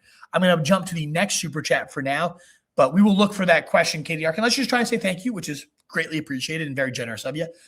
But if you have a question attached, my man will be looking for that one as well. Jacoby Brissett or Purdy at quarterback for Heavy Dukes. I got to go Purdy on this one. 32 points last week, absolutely cooking with gas. 26 the week before. You got a Chicago secondary that is very vulnerable. Just a bad defense in general. Opportunistic defense, you might get a couple picks from Purdy tonight because that's the Bears do that, but he might also have 4 touchdowns in addition to that one pick or two. So you got Brissett coming off 11 points. The one dud he had, he was been a top 12 quarterback every single week, top 20 points in nearly every single game, Heavy Dukes. But even still, despite being a quote safer option, like Purdy's just as safe. You have the Shanahan system. He looks like he's fully back, fully healthy, and even without Kittle, this offense can continue to roll. So I'm going to stick with Purdy on that one. I have him one spot above Brissett, but I feel pretty good about that one spot above Brissett as well, Heavy Dukes. I don't know if we got it pulled up here. Thank you, Campanelli, for finding that for us. PPR, need a wide receiver and flex from A.J. Brown with the weather concerns. Myers, Swift, also at tight end, Loveland or Hill with Kamara out. Thank you. So I'm just going to pull up my favorite weather report because I didn't know that there was anything overly concerning.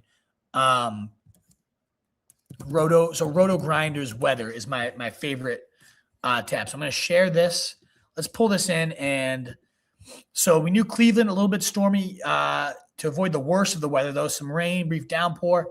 But you're most worried about Buffalo. So it is orange. Okay, so this is a little concerning. Still looks like rain. Rain's pregame, in-game, postgame, alternating between moderate and heavy rain. The National Weather Service issued a flood watch from 1 p.m. through Monday. So nice. Doesn't mean the heaviest could come in game. It does tell us something about the nature of the rain. It is heavy rain. So, yeah, it's going to be wet. It's an issue for special teams. It's an issue for passing games.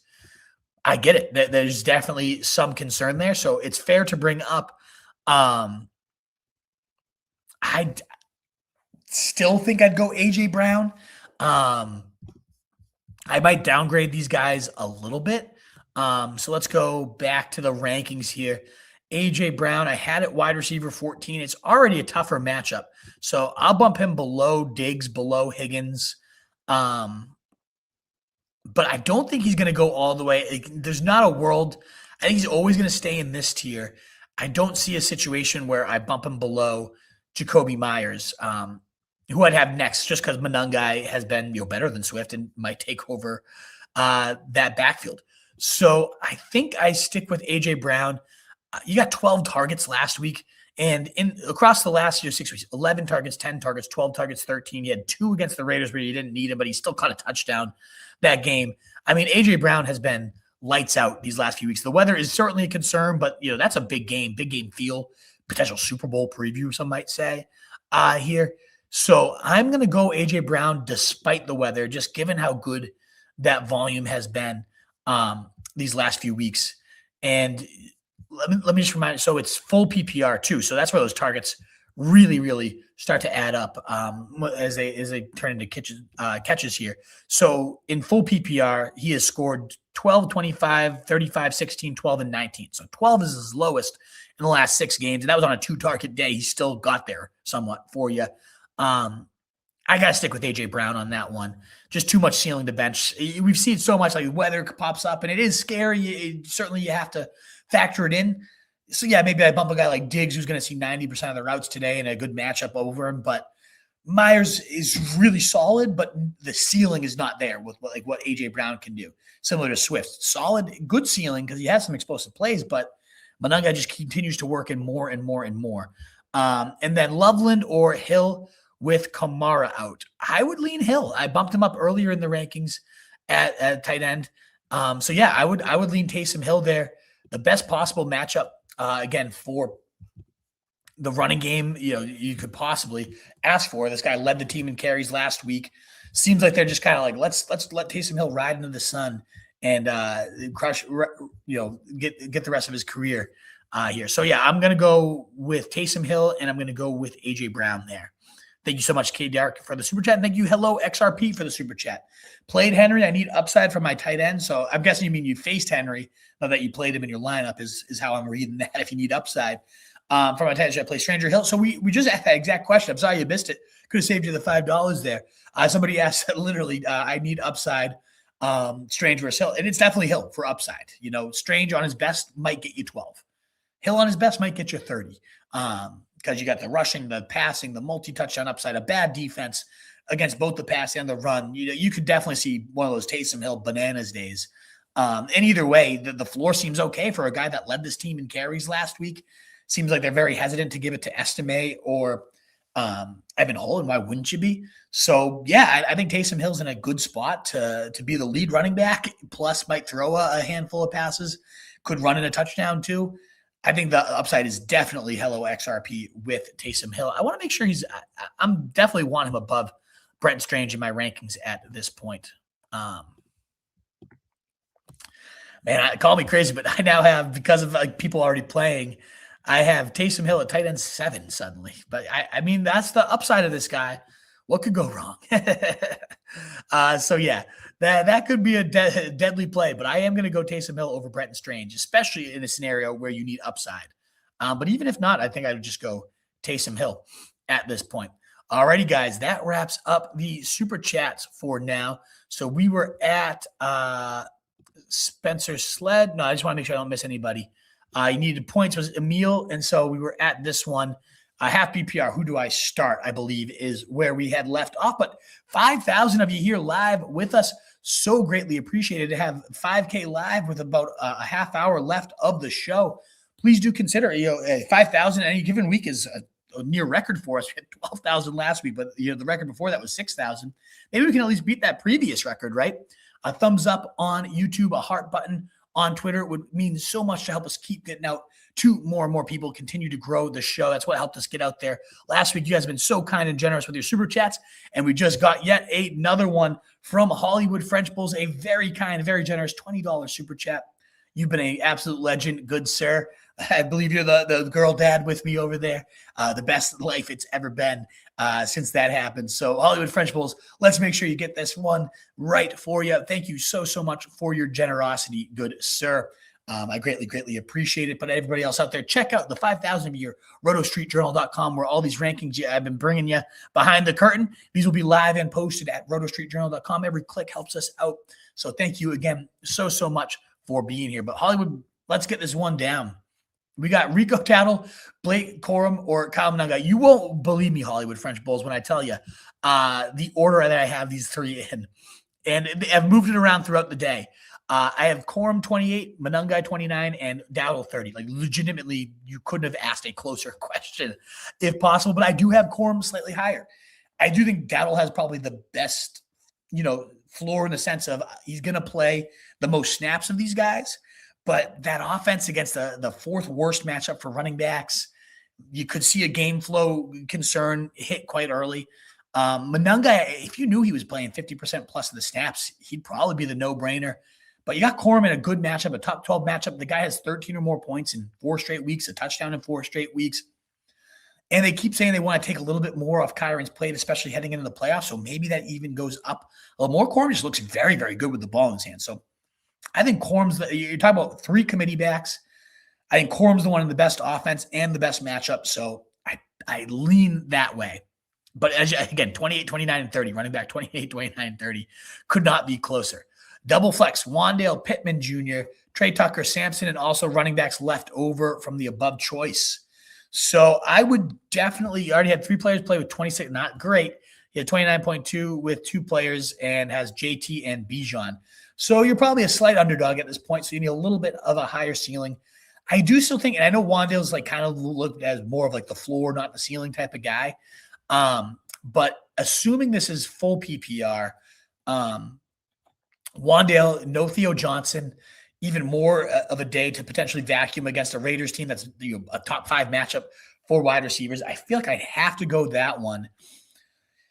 It's very tough for the rest of this. I myself am debating Tre Tucker versus Sampson because the Giants give up a ton of explosive plays, which is where Tucker is at his best. Plus, you have no Brock Bowers. So I'm probably going to go Tucker and Wan'Dale for you here. You need a little bit of juice. You need a little upside. Now, Pittman has been good against the Jags all year, so like that's tempting as well. Man, this is a tough one. I think I go. Yeah, I'm just making a couple quick adjustments. Oh man, because I had Pittman a bit higher than Tre Tucker, and I'm like, do I start Tre Tucker over my Pittman? I have a lot of the same choices as your Hollywood French Bulls. I would probably go Pittman, Wan'Dale, but Tucker does have a little tiny more juice. Sampson is intriguing, but banged up. Rocket Sanders looked really good. Pittsburgh's very good against running backs. You do have these other running backs live bets too. I like the receivers for juice though more, especially if you get either half or full PPR. So I'm going to go Corum. I'm going to go Wan'Dale and very slightly Pittman over Tucker. Very close question, Hollywood French Bulls. Thank you so much. Oh man. Pittman though. All right, let me just let's look under the hood just a little bit more for you. This is a very generous super chat, so I want to just really consider what's going on with these Colts wide receivers. So I'm going to share this tab. Let's pull up the utilization hub over from Fantasy Life. So Pittman had 16.9 against the Jags last time out, wide receiver 13. He's been very meh with Phillip Rivers though, wide receiver 62, wide receiver 55. Downs has been nibbling his cheese. Alec Pierce had the wide receiver 5 week last week, whereas Downs has been like leading the team in target share. Oh, God. I think I might go Tre Tucker. Is that nuts? Pittman has been like the wide receiver 3 right now for Phillip Rivers, so maybe I was just a little too high on him. Of course, now, again, the Jags, a team he's been pretty solid against all year. Now he's going to, of course, have his touchdown, but yeah, I think gun to my head, go back to the rankings. I think I'm going to bump Tre Tucker over Michael Pittman, who falls pretty hard in the rankings here. Because Tucker's been getting a ton of volume, and now you don't have Bowers too. So I'm going Tucker. I'm going Wan'Dale. Hope that game just shoots out like the crap fest for the tank for number 1 pick type of game. But that's where I'm leaning myself. Johnny Blaze, what's going on? Thank you so much for your super chat. Best of luck again. And Hollywood French Bulls, thank you again so much for your generosity. Really, really appreciate it. Should I play London or BTJ? I don't love BTJ this week, not with what's his name back. I'm bumping him down as we speak. With Sauce Gardner back, potentially shadowing him. I don't love BTJ. So yeah, I'm gonna go with Drake London, assuming he's in. I know he's questionable, and that's kind of why you have the question in the first place. But I like Drake London. You can come up with a backup plan, whether it's one of the Rams guys, Tutu Atwell, Darnell Mooney for if London ended up being out. We can find backup plans. Even like David Sills had huge games. I just don't trust BTJ at all, Johnny Blaze. And I go London. He's practicing limited fashion. He's expected to play with the rumblings. And, I know last week, a little disappointing, but he had, 3 of his 4 games before getting hurt was legitimately the wide receiver one, not a top 12, a number 1, like the top guy. He was absolutely cooking. That was with Penix. He's never really shown a great rapport with Kirk Cousins, though. I get it, but I'm going to go London there. What has BTJ done to earn a spot? You know what I mean? He had one good game last week, not last week, 2 weeks ago. I'm not trusting it. I can't trust BTJ at this point. Give me Drake London. Alexander Courtney, PPR, Jawan, Dowdle, Godwin for the flex. Call me crazy. I like Jawan. He's been getting peppered with no Vele. It's really down to him. Olave, you're getting probably 10 targets plus for each of those guys. And full PPR, 10 targets is where I need to be. You got Dowdle in a tough matchup, committee back, facing the 4th worst matchup. Seahawks are very good against the run. Godwin I do like. I'm very tempted by Godwin here, but that's a very congested spot itself. He's leading this team in route share the last 2 weeks, so that gives you a little bit of a leg up, but Miami's good against it's a run funnel defense where they're very bad against running backs, solid against wide receivers. So I think this is more of a Bucky Irving, Sean Tucker, we run this clock, we bleed it out type of game. So yeah, I like Juwan Johnson the most of this bunch. I think he's in a great spot to have a big day, top 7 tight end for me this week. You guys are so incredibly generous. Thank you so much. 17 super chats on the day. Clayton Roach, 4267, half PPR. Tight end Warren or Loveland, and then flex Bucky Irving or Burden. So I just was talking about that run funnel Miami defense, and that's where I will lean Bucky Irving. It's very frustrating. You got receptions getting eaten by Rachaad White. You got goal line carries getting eaten by Sean Tucker. So he's in that kind of between 20s hell, Bucky Irving is, where it's just like, I'll rack up yards. I'll look good doing it, but I'm going to get you to like 80 yards from scrimmage, maybe a catch or two, and a 10-point day. But it just takes one long play, and he has looked really solid, better by the week in terms of his explosive runs, his efficiency, tackle breaking. All the guy we saw last year that was a true no-brainer every week. So yes, Burden, very intriguing, Clayton Roach, because it's the bottom 3 matchup against slot receivers. Like San Fran's so generous to slot receivers. They get no pass rush. You got no Odunze. I am very intrigued by Burden this week, but to me, Irving, top 20 running back, had some bad bounces in terms of Tucker vulturing. But any given week, they might just decide, you know what, we're going to give Irving a good couple cracks at the goal line. And he's been a great touchdown scorer in the past. And even if not, he can rip the big one any given day. I think you got to stick to your studs on that one. And it's not like if Burden has showed us he's got these like solid games, but like so far, what we've seen from these guys are like 2 like solidly floor guys. So give me the one with Bucky Irving where we've seen that ceiling time and time again. Burden could happen tonight. This could be that coming out party, but we haven't had the coming out party yet. Maybe it's not going to happen this year, even though he looks so good. He's top 5 in yards per route run, so efficient with his work. Really, really love the player. And really love the setup for him today. It seems like everything's trending the right way, but Bucky also loved the player and loved the setup, and we've also seen it more times. So I'm going to go with Bucky Irving for that one. Warren versus Loveland is tough. 2 awesome rookies with some huge games on the resume. I think I lean Warren with Burden back. I mean, Loveland. Let's dive into the usage and the peripherals at tight end here, because I feel like Loveland keeps getting the hype, but he hasn't really come through. So tight end, Tyler Warren these last few weeks, I know it's been a little ugly, 4.96. Oh God, it has been ugly. But he barely missed a touchdown last week. And he's still playing, 95, 96, 89% of the route. So he's out there every play. pretty much every pass play. They're just barely missing that touchdown. He catches 112. He's probably in the top 12 tight ends. Whereas Loveland, maybe I'm missing something, but I feel like he hasn't really lived up to, with all these guys out, he still hasn't like done much. 82% of the routes, that season high there, that's nice. Just 6 points as well himself, 10, 12, definitely better than what he had been doing. And then you got matchup-wise, they're both middle-of-the-road. Jags are a better match, 13th in terms of points allowed, 18th for the 49ers, so nothing like no real edge there. Oh, man, something just tells me Warren scores today, so I think I just go Warren. It's a coin flip. It's a gut punch. I have these guys, tight end 11, tight end 12, like right next to each other in the rankings. Both have underwhelmed a little bit. Tight end 12 and tight end 13, I should say. I'll tell you this, Clayton Roach. Is Jake Tonjes out there? Because if he's out there, I'd probably rather have him than either of these guys. With Kittle out, I might lean into that. So I'm going to go with Tonjes if he's there, Warren if not, and then Bucky Irving. Thank you so much, Clayton, for the super chat. You guys are so kind to us. We're now up to 21 super chats. I'll say this. I'm going to try to I'll get to a rapid fire. But if you want a guaranteed answer at this point, I'm going to take my time with all the super chats, as I always do for people willing to support me financially. Got to give them the edge there. It's so greatly appreciated. I'll still work in a super chat. It might be like a rapid fire rather. It might only be like 10 minutes. So if you want a guaranteed answer, I just want to be straight up and real with you guys. It would probably require a super chat, especially if you're just getting in and you're just getting your question in. I don't think I'm going to be able to make it through that whole mailbag with a 10-minute rapid fire. I'll do my best. We'll see how far we get. But if you want a guaranteed answer, a super chat would be the only way to guarantee that. And if you're here, though, and you enjoy what you're hearing, we're almost at 6,000 live. Would love that thumbs up button. Greatly, greatly appreciate the thumbs up on YouTube, the heart button on Twitter.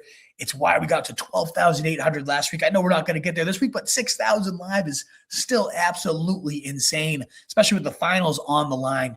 You guys are the best. I'm humbled by your support. If I don't get to you, please make sure you do check out rotostreetjournal.com. My rankings are free. They always have been. And you can make sure to get all that good stuff there. They're updated throughout the show. I'm going to make sure they're published right after this so you can get right in and check those out. But let's dive in, Game Machine, to your super chat question here. Thank you so much. We need Corum, Tucker, Carter, K. Williams. I want to remind people that K. Williams could be Kyron. It could be Kyle. My guess is Kyron. You would have listed earlier. And I can't imagine you have Corum and Kyron both in your starting lineup type of thing. So if it's Kyron Williams, it's Kyron Williams. I would just go him. If not, I think I am slightly leaning Corum versus Carter stuff. I'm not going to put Tucker in. I know he's gotten these touchdowns the last couple of weeks, but he's definitely in that realm of if he does not score, it's a complete and utter bust. It's a good matchup against Miami. He could rip another one. I love the player. I hope he shakes free. He's a restricted free agent. I hope he gets himself a starting job next year. I love Tucker. But he's the fourth option here. It comes down to Carter versus Corum. I did not realize until diving into some of that usage that Carter is only around like a 50 to 60% snapback. But you do still get that juicy matchup against Cincinnati. The most points allowed to running backs still is the lead back, So I'm looking at two committee guys. Corum, the lesser half of his committee, around a 30 to 40% snap guy. Carter, even what it was disappointing usage, still did get the lead line share, 58% of the snaps, about 60% of the carries. I am annoyed that Corey Kiner or whoever that creature is working in, but you got the Bengals matchup. I'm going to stick with Carter on this one. Kyle Williams is the wild card here. Should see his highest route share, highest snap share of the season this week.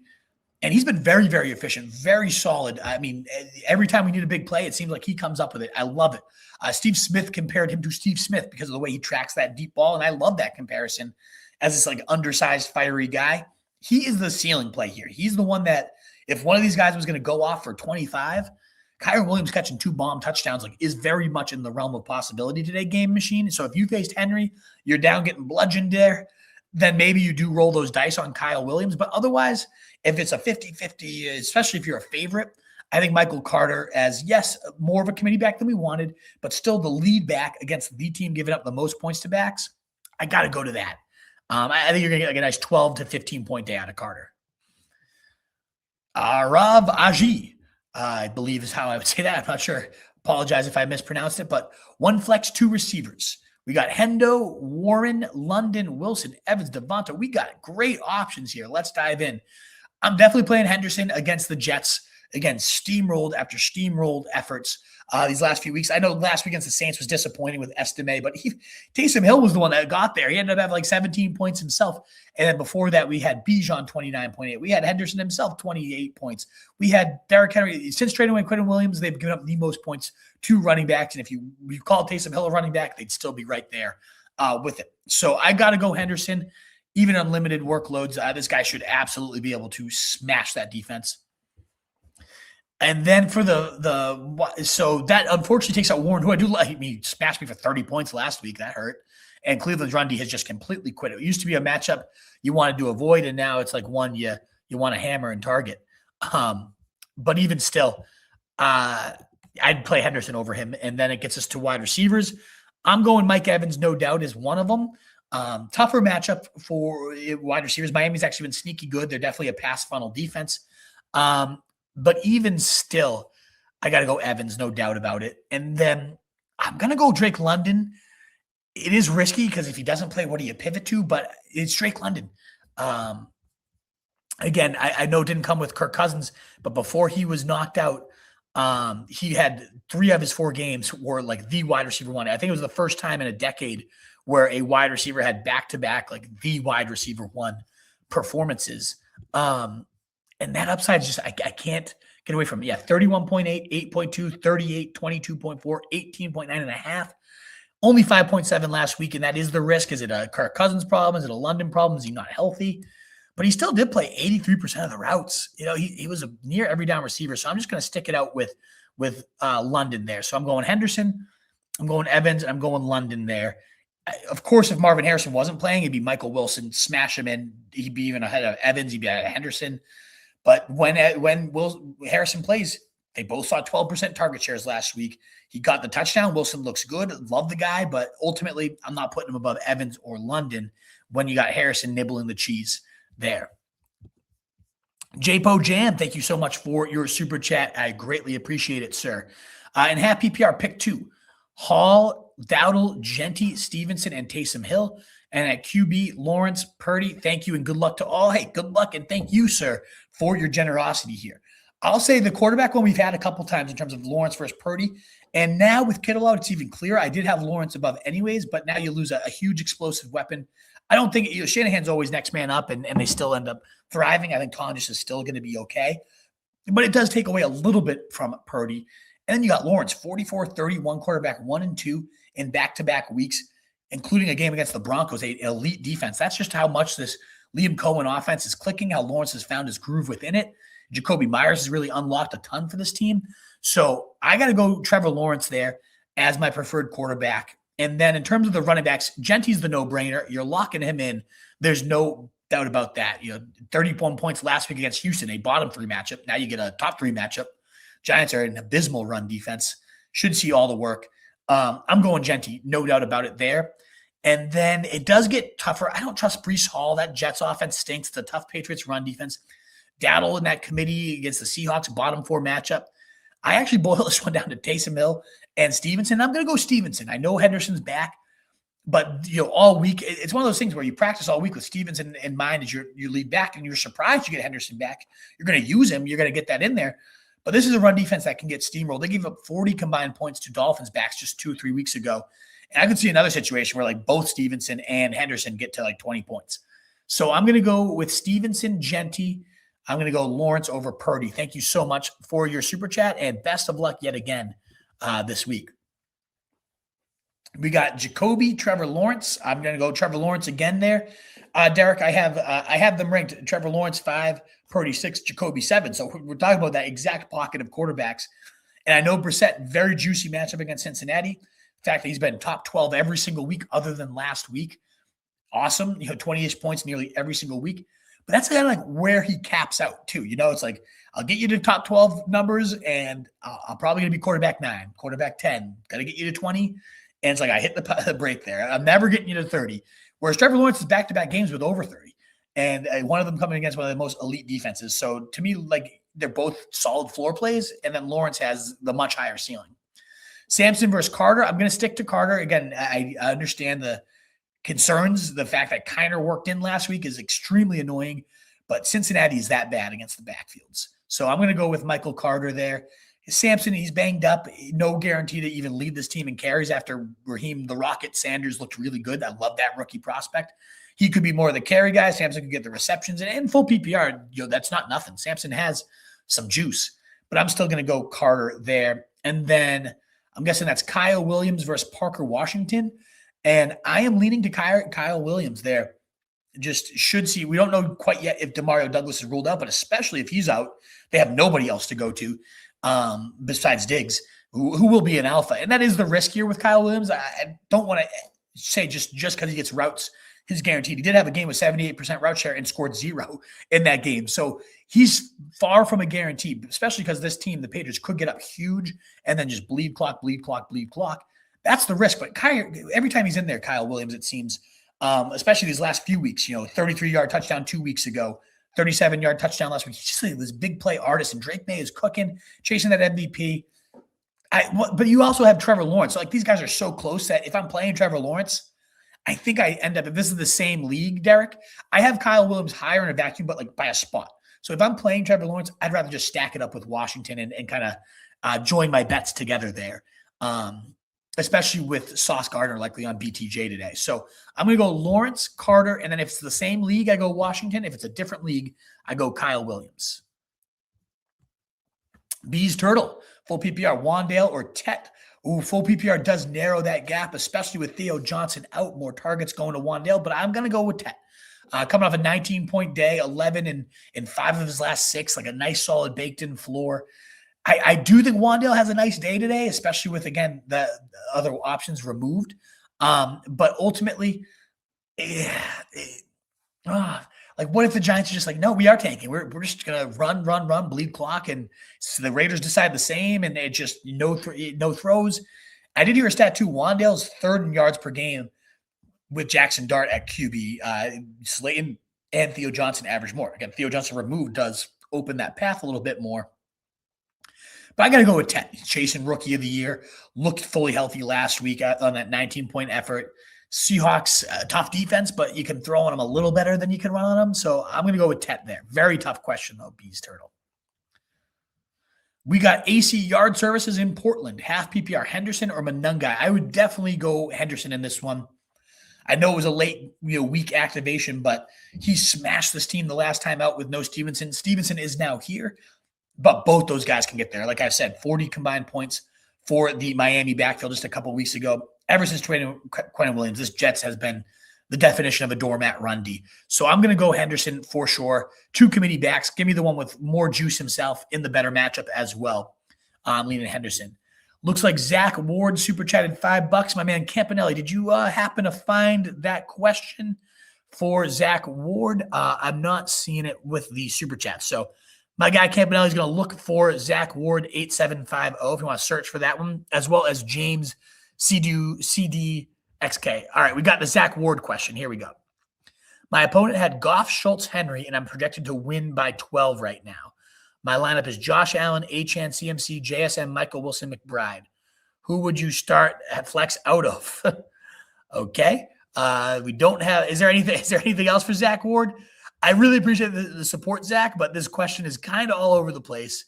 I love that you're a favorite. You're ready to roll. But your question got cut off. You want to see Campanelli? Is there another question for Zach? Because I don't see that one ultimately there. We'll come back to that one, Zach. But for now, we got Purdy or Stafford for NY Lore. Oh, so it's Taysom or Kyle Williams.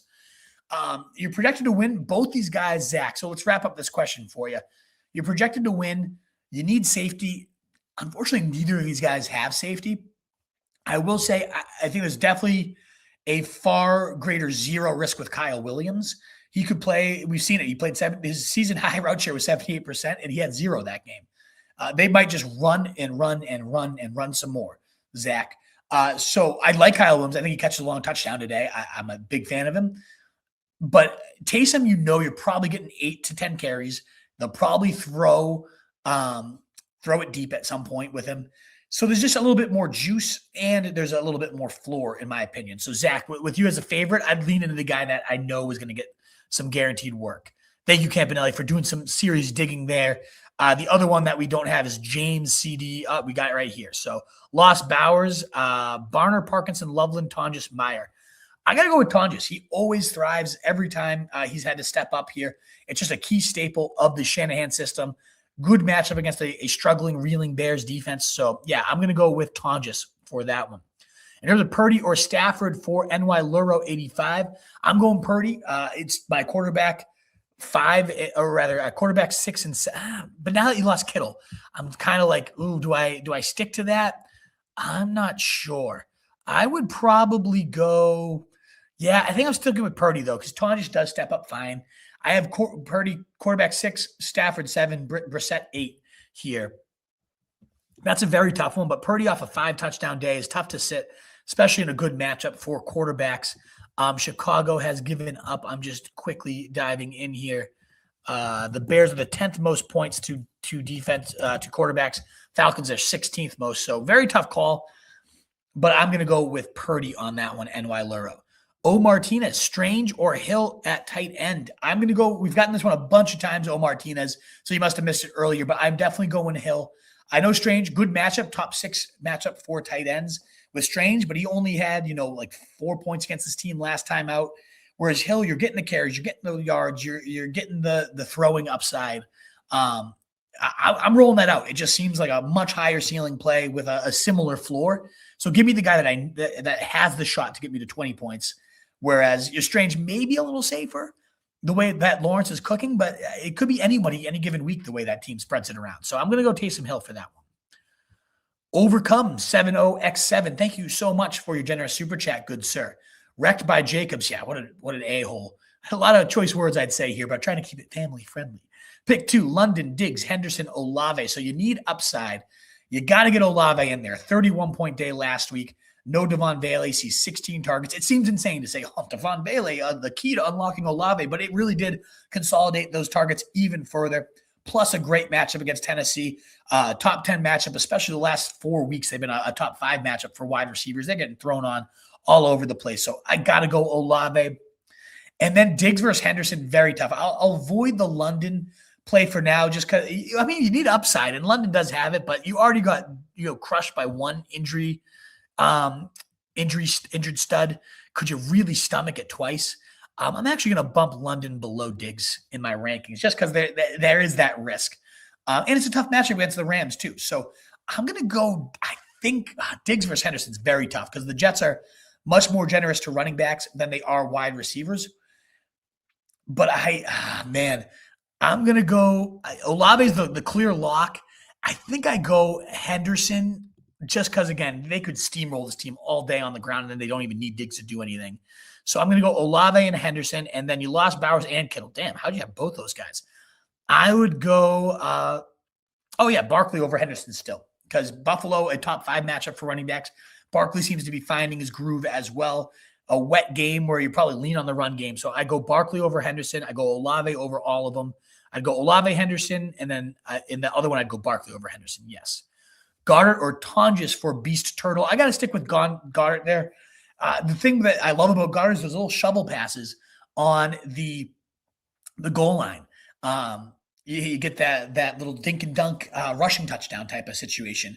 It's a wet game. Maybe the shorter passing game is prioritized. I lean Goddard over Tonjes. It's a good question because I do really like Tonjes too, but I'm going to go with Goddard. I hope for some touchdowns. He's a great bet for a touchdown, Beast Turtle. Thank you for the double super chats, good sir. Casa X. We're super chats have been racking in. We're going to only have like a couple minutes for a rapid fire, but we'll do our absolute best for you folks. But if you need a guaranteed answer, the super chat is the way to do it. Need one each receiver, running back, flex. We got Diggs versus Tet versus Myers. I'm going Diggs at wide receiver. Again, no Booty, no Matt Collins. Anytime Diggs has had like a 60% above a 60% route share, he's been absolutely crazy. He had 19 against this team last time out. I think he does it again, fresh off a wide receiver 7 performance. Love me some Diggs.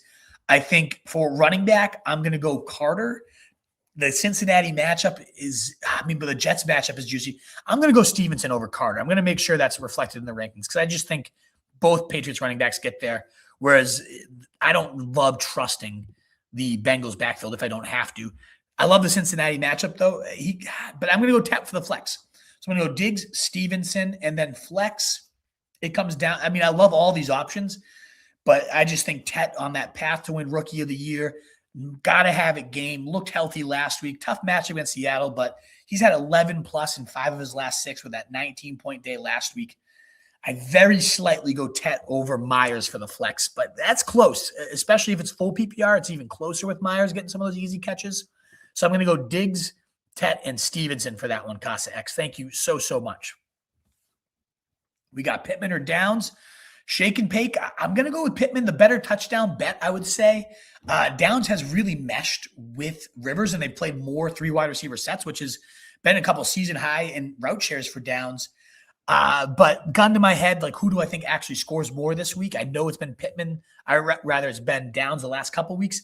I still just think Pittman's the better player and better bet to score more points this week. So I'm going to go Pittman slightly over Downs, even though I am bumping Downs a little bit up the rankings as we speak. And then Tonjes or Fannin, it's got to be Fannin, Shake and Bake. My tight end 3 for the week. I know the injury might be the only reason you're asking this, but he was a full go in practice, said he's ready to rock. Steelers are a top 2 matchup for the tight end position as well. And this guy's averaging nearly 40% of the targets with Shador at quarterback. So I'm following the volume. I'm following the matchup. I'm going Fannin, and I'm going to go Pittman over Downs. And that's more so just a gut feeling that Pittman scores the touchdown. Downs doesn't. The volume would probably lead you to Downs playing the most routes of his season and seeing more volume these last 2 weeks with Rivers. But I just, gun to my head, I think Pittman scores more with a touchdown today. James CD2XK. Saints or Giants, and Godwin or BTJ. I'm riding that Saints gravy train with 19 points last week on defense.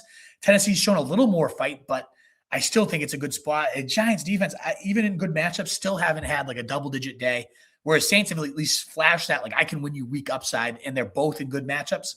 I'm going to roll the Saints there. Godwin or BTJ, I think BTJ is going to get shadowed by the sauce.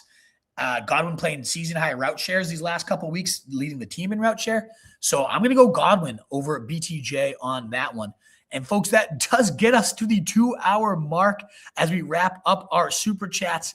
So, it's the championship week. So what I will do here is I'm going to do a 5-minute timer. So go a little overtime for you folks here.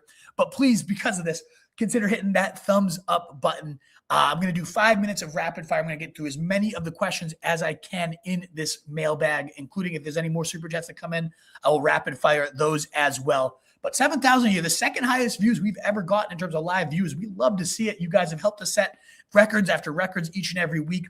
Before I hit that timer, one more call out for that thumbs up on YouTube, the heart button on Twitter, the likes, the shares, the retweets. Those really do have. They've helped us grow so much this year. I'd love any new subscribers over at rotostreetjournal.com or at or not even rotostreetjournal.com, Roto Street Wolf on Twitter. We don't have subscriptions at rotostreetjournal.com. All stuff is free. But please do check out rotostreetjournal.com, where these rankings will be live and updated. Every click helps. So if all 7,000 you click there, that's like another $50 for us.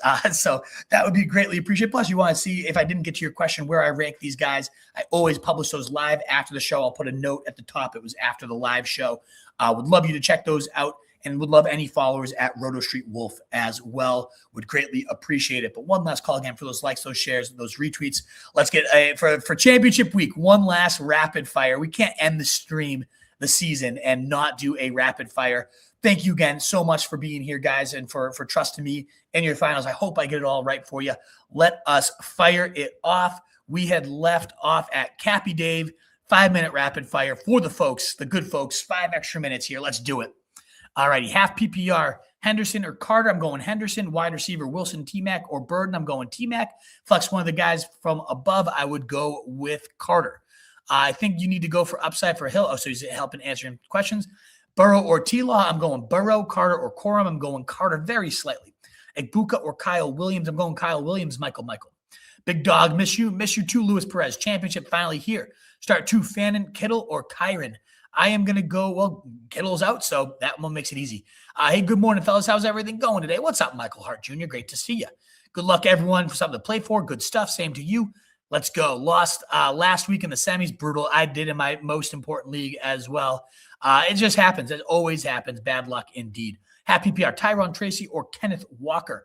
I would go with Kenneth Walker very slightly. I want to make sure my rankings reflect that because I do have Tracy high too. I love them both in good matchups. I'm bumping Walker one spot above Tracy as we speak. Need a tight end play. Strange, Taysom Hill, Waller, or Warren. I'm going with Taysom Hill. Let's go for it. However, we pay out third place. Let's go. So you'd love to win and free roll it. I'm in the same boat right now with you too, Michael Hart. Good morning. I have a problem with my RB2, Taylor, Gainwell, or Genty. You got to go with Genty in that beautiful, beautiful spot. Jacksonville is a stiff run defense, whereas the 31 point for Genty last week out. You got to roll that against the Giants for sure. Yeah, let's go, guys. New Jersey in the house. Love hearing where you guys are coming from. Good morning. We got Olave or DJ Moore for Shane. I would go Olave for sure. Good morning. I need one running back, one flex out of Rico, Michael Wilson, Monangai, Pierce, Tucker, Sampson. I would be going with Michael Wilson at the flex, and at running back, I am going to go Monangai. Non-PPR, need to pick two. Breece Carter, Monangai, or Rhamondre. I would go with Corum, and I would go Monangai, I think. Oh no, I'll go Corum Carter. I do like that Cincinnati matchup a lot. We had a super chat from Saul. What's going on, Saul? Great to see you. Warren or Kenneth Gainwell. I like Gainwell, especially in full PPR. The guy has been lights out. A top 12 PPR running back in 5 of his last 6 weeks, which I think 6 out of 7 actually these last few. But even in half, you get some good usage there. Warren, that boom last week, but that was like his only really solid game in the last 5. So I'm going to lean on Gainwell. He's had the better track record. And I'm going to go just slightly Ty Warren over Loveland. There's no real reason. The matchups are very similar, very middling. Both have been middling in their production despite getting great route shares these last few weeks. I just think Warren scores the touchdown, but I don't have any other, like, this is why you should go Warren ahead of him type of stats. Thank you so much, Saul, for the super chat. We just answered that one, non-PPR. We did that one as well. Commons, Kyron Williams, I love it. I think he could absolutely catch a long touchdown, but there is absolutely a chance of 0 there for sure. It's risky. Want to drop by and wish you all good luck and drop a like. Sure, King Henry, now you run. I know. You must have just missed that one, Jaws. Half PPR, Olave, Tracy, or Henderson. Definitely going Olave. I'm going to go Henderson slightly over Tracy. Stressed Sox fan. Aren't we all stressed as Sox fans? I think I make some more moves, huh? I'm going to go Michael Carter over Breece Hall, and I'm going to go Michael Wilson over Luther Burden. PPR, need a wide receiver and flex from A.J. Brown. Oh, you already super chat that one, KD Arch. Michael Carter or Breece. I'm going Carter. I'm going Wilson over Burden. We did have another super chat from Arbacone. Michael Wilson or Michael Carter. Oh, which of the Cardinals do we go with? You got Michael Wilson having his cheese nibbled by Marvin Harrison. They both only saw 12% target shares. That gives him a little bit more risk. He caught that touchdown, but barely got. Like, if he didn't get that beautiful play, I'm going to leave Michael Carter, despite it being a little more committee than we want to see here, Arbacone. You got Cincinnati on the other side, and they're sneaky good against receiver. Only one 100-yard receiver in their last 8 games. Very bad against tight ends and running backs. Most points allowed at both those positions. So I'm going to lean into the matchup and go with Carter. Seems like a better bet for guaranteed volume and a better matchup. Let me have Carter. And then we have Matthew Zapata. Need 2, Jacoby Myers, Rhamondre, T-Mac, Wandale, and Wilson. I am going to lean Jacoby over Wilson. This is a tough one. These guys are all neck and neck here. I'm going to go T-Mac, and I am going to go, I think, Jacoby Myers for the next one. I looked, I had to take a peek. I have Ted McMillan 20, Jacoby Myers 21, and Michael Wilson 22 in my rankings, and then Wandale 23. You got to be kidding me, Matthew. I did not. Did you do this on purpose? Test me with my rankings? But I do think Ted McMillan's starting to cook for that rookie of the year narrative. 11-5 of his last 6. Had that 19-point week last week. Looked like he's back to full health. I lean there, and then Myers just been absolute gas with the Panthers, or rather the Jaguars. Has looked really solid there. Question in the chat, Rebuy Homes, can you just retype it for me? Just send it in again so it's at the top here. There's about 300 questions in the chat, good sir. So I appreciate the super chat. My guy can probably try to dig it out, but all right, he found it. Thank you, Campanelli. Non-PPR, start 2 receivers and 1 running back, Diggs or T. Higgins or BTJ. So I'm definitely benching BTJ of those. Got to go Diggs with all these banged up, injured receivers. So efficient on his work. The issue's been route share. should not be an issue today. And then T. Higgins against Arizona, an absolutely bombable defense for a guy that can absolutely bomb them. Yep, I'm going to go with T. Higgins. BTJ has been too hot, cold, and very rarely hot, so not trusting him. At running back, Kyren, Carter, or Henderson, very slightly Kyren over Henderson. Carter's not in that discussion for me. I have Kyren at 13, Henderson at 14. You got that juicy matchup for Henderson, but it's also a top 15 matchup for Kyren as well. Just a better bet for the touchdown for the receiving work, whereas Henderson coming off the concussion, what if they ease him in? A little bit more risk to him in my eyes. So I'm going to go with Kyren there. Then we had PPR. So I'm going to wrap it up, folks. The rapid fire has ended the timer, so I don't want to force you guys to stick around if I didn't get to your question. I'm going to have 2 super chats I'm going to get to, and then we're done. So if there's any more super chats on top of that, I'll do them. But if you want an answer, it would have to be a super chat at this point because the rapid fire has ended. You guys are so kind and generous. Up to 38 super chats on the day with 7,500 of you here. One last call for that thumbs up button on YouTube, the heart button on Twitter. I greatly apologize if I did not get to your question, but I will have all these rankings live and updated and free at rotostreetjournal.com. They're also in the chat on YouTube. They'll be pinned on my Twitter profile as well. Kimberly asking BPR, 1 move left, starting Ibuka and Wilson with Kittle. So Kittle's not going to play. So you got to get that fixed. So Parkinson roster with Tonjes, Burden, Williams available. Use it on Tonjes or a wide receiver for Ibuka.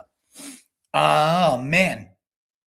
So Kimberly, so you must get what we're saying now is where you have a set amount of moves you can make in a year, which I hate. I despise that rule. Regardless, we got to play with the bounds we're in. I do think Tonjes is an upgrade over Parkinson, who's now having Terrence Ferguson take over more of the receiving work there for the Rams. So I think it's worth it. But you got Burden. I do have Burden and Williams above Ibuka. So like what is that? This is such a tough question because like what's going to be the most ultimate impactful play here? I think I might use it on Tonjes. And that way, if Kittle shocks the world and does play, you can still go him. But if not, you go Tonjes. The drop off from Ibuka to Burden. Well, what's the drop? I think Parkinson's a risk to be a 0. He could catch a touchdown. He was a touchdown machine, but just disappeared to Terrence Ferguson last week. So if I was in your shoes, it's like Ibuka, Burden, Williams. You're all kind of looking for a big play there, and Ibuka still could deliver. I still love the player. I still love the talent. Just the 50% route share is what scares you. But like how much of the drop off? I think I'd use it on Tonjes. I think Ibuka, Burden, Williams are all close enough. I think Tonjes is like a tier above Parkinson. So I think the most impactful move is Tonjes. That's a brutal question, though, Kimberly. Very tough. I don't like that rule. I'd push to change that if I was you in future years. And then Kyle Davis, half PPR, need upside. Wan'Dale, Pierce, or Burden. I do think if you need upside, Pierce is the highest. Clearly, he was the wide receiver 5 last week. It's a top 10 matchup in a pass funnel defense where the Jags are very good against the run and terrible against the pass. Not terrible, but much worse against the pass. And we've seen out of the shotgun, Phillip Rivers just throwing it 50 times a game. And so I think Pierce is the upside play. I do have Wan'Dale higher, but especially in half PPR, I feel like that ceiling is capped. Even with Theo Johnson removed, there's some upside. But in half PPR, is he going to get you above 15, above 20? Probably not. Whereas Pierce is the one that could get you 2 touchdowns of this list. So I have Wan'Dale probably a good 8 spots higher, Kyle. But if the goal is true upside, Pierce is the highest upside play. All righty, Wolfpack. Well, hey, very generous of you. 38 super chats, 7,800 of you live here with me. You guys are the absolute best. So appreciate the growth we've had this season because you guys have been so kind and generous in terms of your likes, your shares, your retweets. So one last call for that thumbs up on YouTube. One last call for that heart button on Twitter. I will be live throughout the off season at random times. Make sure you pin me on, or whatever that is, star me on the bell on YouTube or the notifications on Twitter if you hit those, because I do definitely hibernate. I'm a wolf after all, and I take more time off with the family. I like to write screenplays. So in this off season, it's definitely less consistent. It's not going to be every Sunday at 8 a.m., but I will be doing shortly a 2026 look ahead, what rankings to do, what storylines we got to follow, coaching carousel. We're going to cover all that when it pops up, but I am definitely less consistent, less active in the off season. So make sure to turn that bell on or notifications on Twitter where you follow if you want to keep getting this content. It is so greatly appreciated. Of course, we had 2 more super chats. I won't leave you guys hanging if you're willing to pay for the advice. Replace Kittle, Loveland, Barner, Strange, or Tonjes. I'm going to go Tonjes. Matthew, definitely the highest of that list for me. I want to make sure I have Tonjes above Strange too. I don't think I have that in my rankings, and I definitely feel it in my bones. Yeah, I'm going to bump down Strange below Tonjes. So Tonjes, my tight end 9, definitely the highest of that list, Matthew Zepeda. And then Quincy Davis, if I start Purdy, I would get my opponent points. He has Tonjes, and Tonjes better stack.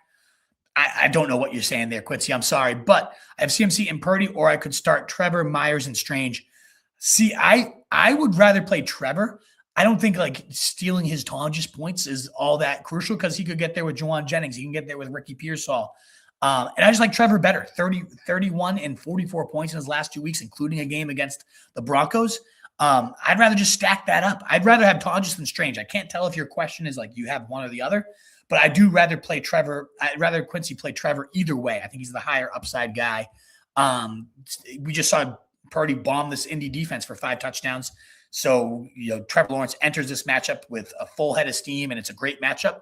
So that's where I lean Quincy Davis myself. All righty, guys. One last call for that thumbs up. Thank you again so much, Quincy, for that last super chat. Thank you guys so much for your support. It has been amazing having you guys here all year. One last call for a thumbs up on YouTube, a heart button on Twitter, those likes and shares, retweets. But of course, all 8,000, if you can go to rotostreetjournal.com and check out these rankings. If I missed you today, I apologize, but thank you once again. It's been the best season we've ever had. I didn't know if it was going to be able to keep going because I just had the baby daughter, but you guys have been so kind, so generous. The growth has been so overwhelming that, hey, we're still here. We're not going anywhere, as the Wolf would say, the Wolf of Wall Street. But thank you guys again so much. And a world full of fancy sheep. Be the Wolf. Check out rotostreetjournal.com for the updated rankings, also in the description below. Best of luck in those championships. Bring home those titles. Let me know when you do. Tweet at me so I can retweet them all. Best of luck, guys. Win those titles. Nothing better than this week. Cheers.